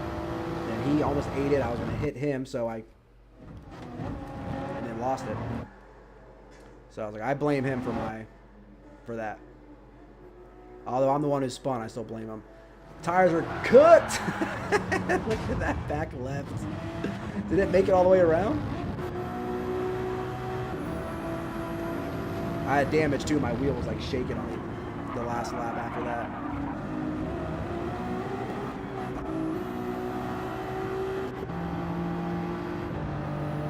He was just that's why I was like, I can't put a thing in, because I'm like, I guess you're allowed to defend your position, but I just felt like if it were, like I said, if it were me in his position, I would have let him by. I would have let him go chase down Rage. Why am I gonna risk both of our races right now? Go ahead, bro. Go ahead. I'll take the P4, go chase P2. I would do that with anybody. Andrew had a good recovery driver spinning out first lap, though. Took home a P7. I'm just curious if these tires are going to make it. So you must have only did a two-pitter.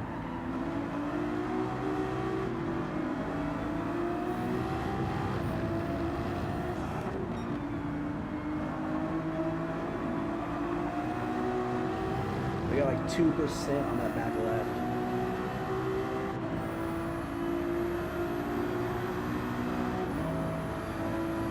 Woo! Oh, look at it. I barely see it. That's awesome. So Jet 9, Earnhardt 10. He's had a couple of bad races with the BRZ, a couple of tracks that didn't fit his car. Him and Saragon. QC with a 12, Saragon. There we go. Full grid. Yeah, bro. Mustard, man, if you didn't have your 2 spins, dude, you would have had such a good race. Yeah, you got that rear end damage on the end.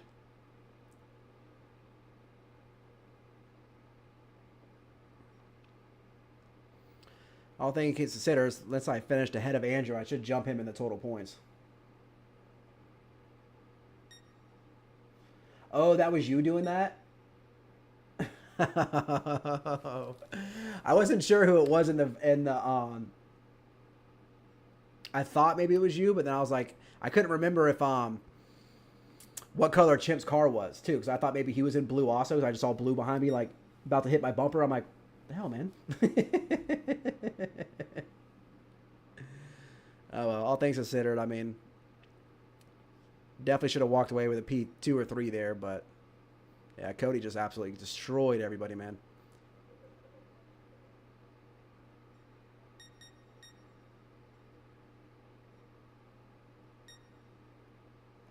Oh well, good race. You were behind him. I think the freaking. I thought I saw on the name things on the side too. I thought it was you behind me. That's why I was like, give me some space. Hold up, hold up. Oh no, dude, you had a good race, man. You're good at the ring too.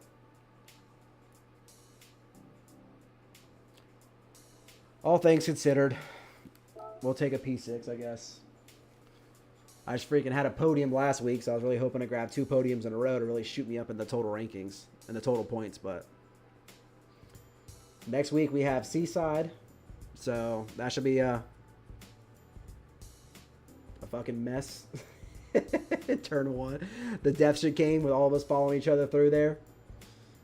We'll see how that goes. So I'm thinking slow. I'm thinking slow and steady is probably going to be the smarter option there. So try to find a good pace and just stick with it.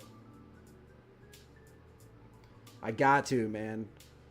Well, first of all, when Andrew and Mustard and I set this league up, like, we wanted a league that was more challenging than FGP was offering. You know, just a few of us were racing up front. We wanted a full grid of it. So we also wanted to challenge ourselves with different cars. So that's why I chose the Supra.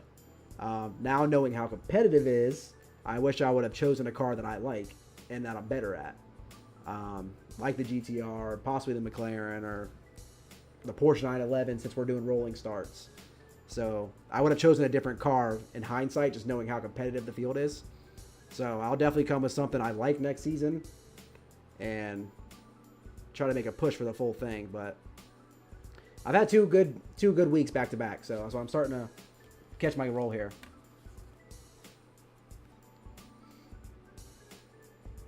Hey man, if you pull out the 458, I'll be a little worried, man. You're a beast in that thing. I think the 458 suits you better than the 296. 296 is a little too loose, I think. Like, watching you, I think it's a little too loose for the way you drive. So I think you got to come with that 458, or the new Porsche like sticks to the ground, so you'd be good with that one as well. But I was like, I might even come with the old Porsche the next. I like, if as long as it's rolling start, I like the old Porsche. I was like, it's too loose, man. It's too loose. I would never choose it, and I never drive the 458 either, because they're just, or the BRZ, like cars that have a really loose back end, just they don't suit me. Like, I feel like I'm fighting the car too much. But yeah, the GTR is my all-time favorite. It's my most driven car. Like, I absolutely love the GTR, so probably come with that. But definitely not going to be trying out something different next season. That's for damn sure. But it's kind of like our, remember how much I was complaining about the McLaren and our FGP, and then like 6 weeks in, I absolutely loved it. So I think it's kind of the same thing where it's like, not that I love the Supra. I'd actually rather drive the McLaren than the Supra, which is funny. But at least I'm getting used to how to drive it, so I'm driving it better the last 2 races. You were like killing the BRZ that night that I freaking quit the hairpin race on Wednesday. You were flying in that thing, dude. Like, cars with a loose back end like that, like, if I find a good pace and I keep the pace, okay, fine, I'll keep it on track. But of course you have to push. So once I start pushing them, it's inevitable that I'm going to lose the back end at some point. It happens. Like, I don't know. Like, I like using curbs. I like abusing track limits.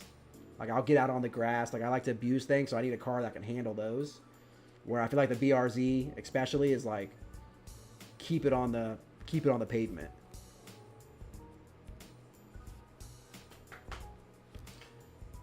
Alrighty, guys. I think that's going to be it for tonight.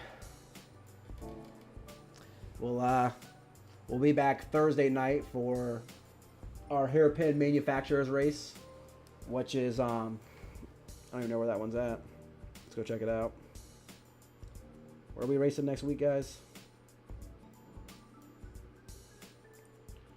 Oh, that's right. We're doing the GR4s at Blue Moon Bay. So that'll be a fun one. 45 laps because it's like a minute-long circuit, so it's very quick. That's what I told Champ. I'm going to send him an invite as well. So I think everything as of now is full, but they have so many races throughout the week that they always need a reserve driver somewhere, and you're always welcome to jump into any race that you see fit. Like, they'll say that, hey, any reserves want to jump in, just check in, and then you can race the race. So Barry, who runs it, like I said, who was in the race with us, will let you know, like, the rules, the car, whatever, if there's anything that you need to know about the race. But there's always reserve spots open, and they've raced, I think, 4 nights a week right now. Like, if we have an open spot Thursday, I'll let you know. You know what I mean? If you want to jump in Thursday, it'll be GR4s at Blue Moon. Like I said, they have a GR3 series Wednesday, Super Formula on Sunday.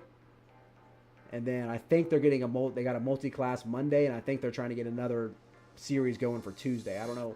They were voting on it, so it could be multi-class, might be street cars, whatever. So it offers everybody a little bit of everything. So that's what it is. And yes, exactly, a more good mix of ratings, anywhere from A+ down to D's. Like, honestly, but everybody races clean. Like, everybody knows racing etiquette, so. You don't have to worry about a backdropper like just absolutely ruining your race. Like, people know what they're doing. You know, they follow the people up front are obviously probably going to lap people, so they follow the blue flag rules very well. Also, just get out of your way and let you move on. So, I'll send you an invite for that if you want to join. Absolutely join. Like I said, Barry's a cool dude, and you'll love the dudes in there. It's most of the guys in WERA. I think there's 6 or 7 of us that are also over there. So, almost everyone.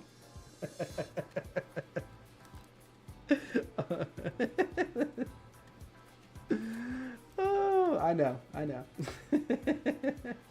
We just gotta fix the glitching now, and everything's gonna be okay. Because he was glitching like crazy this race, but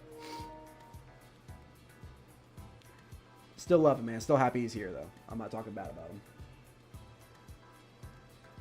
All right, guys. Everybody enjoy your night. Thanks everybody who stopped in. I really appreciate all you guys, man.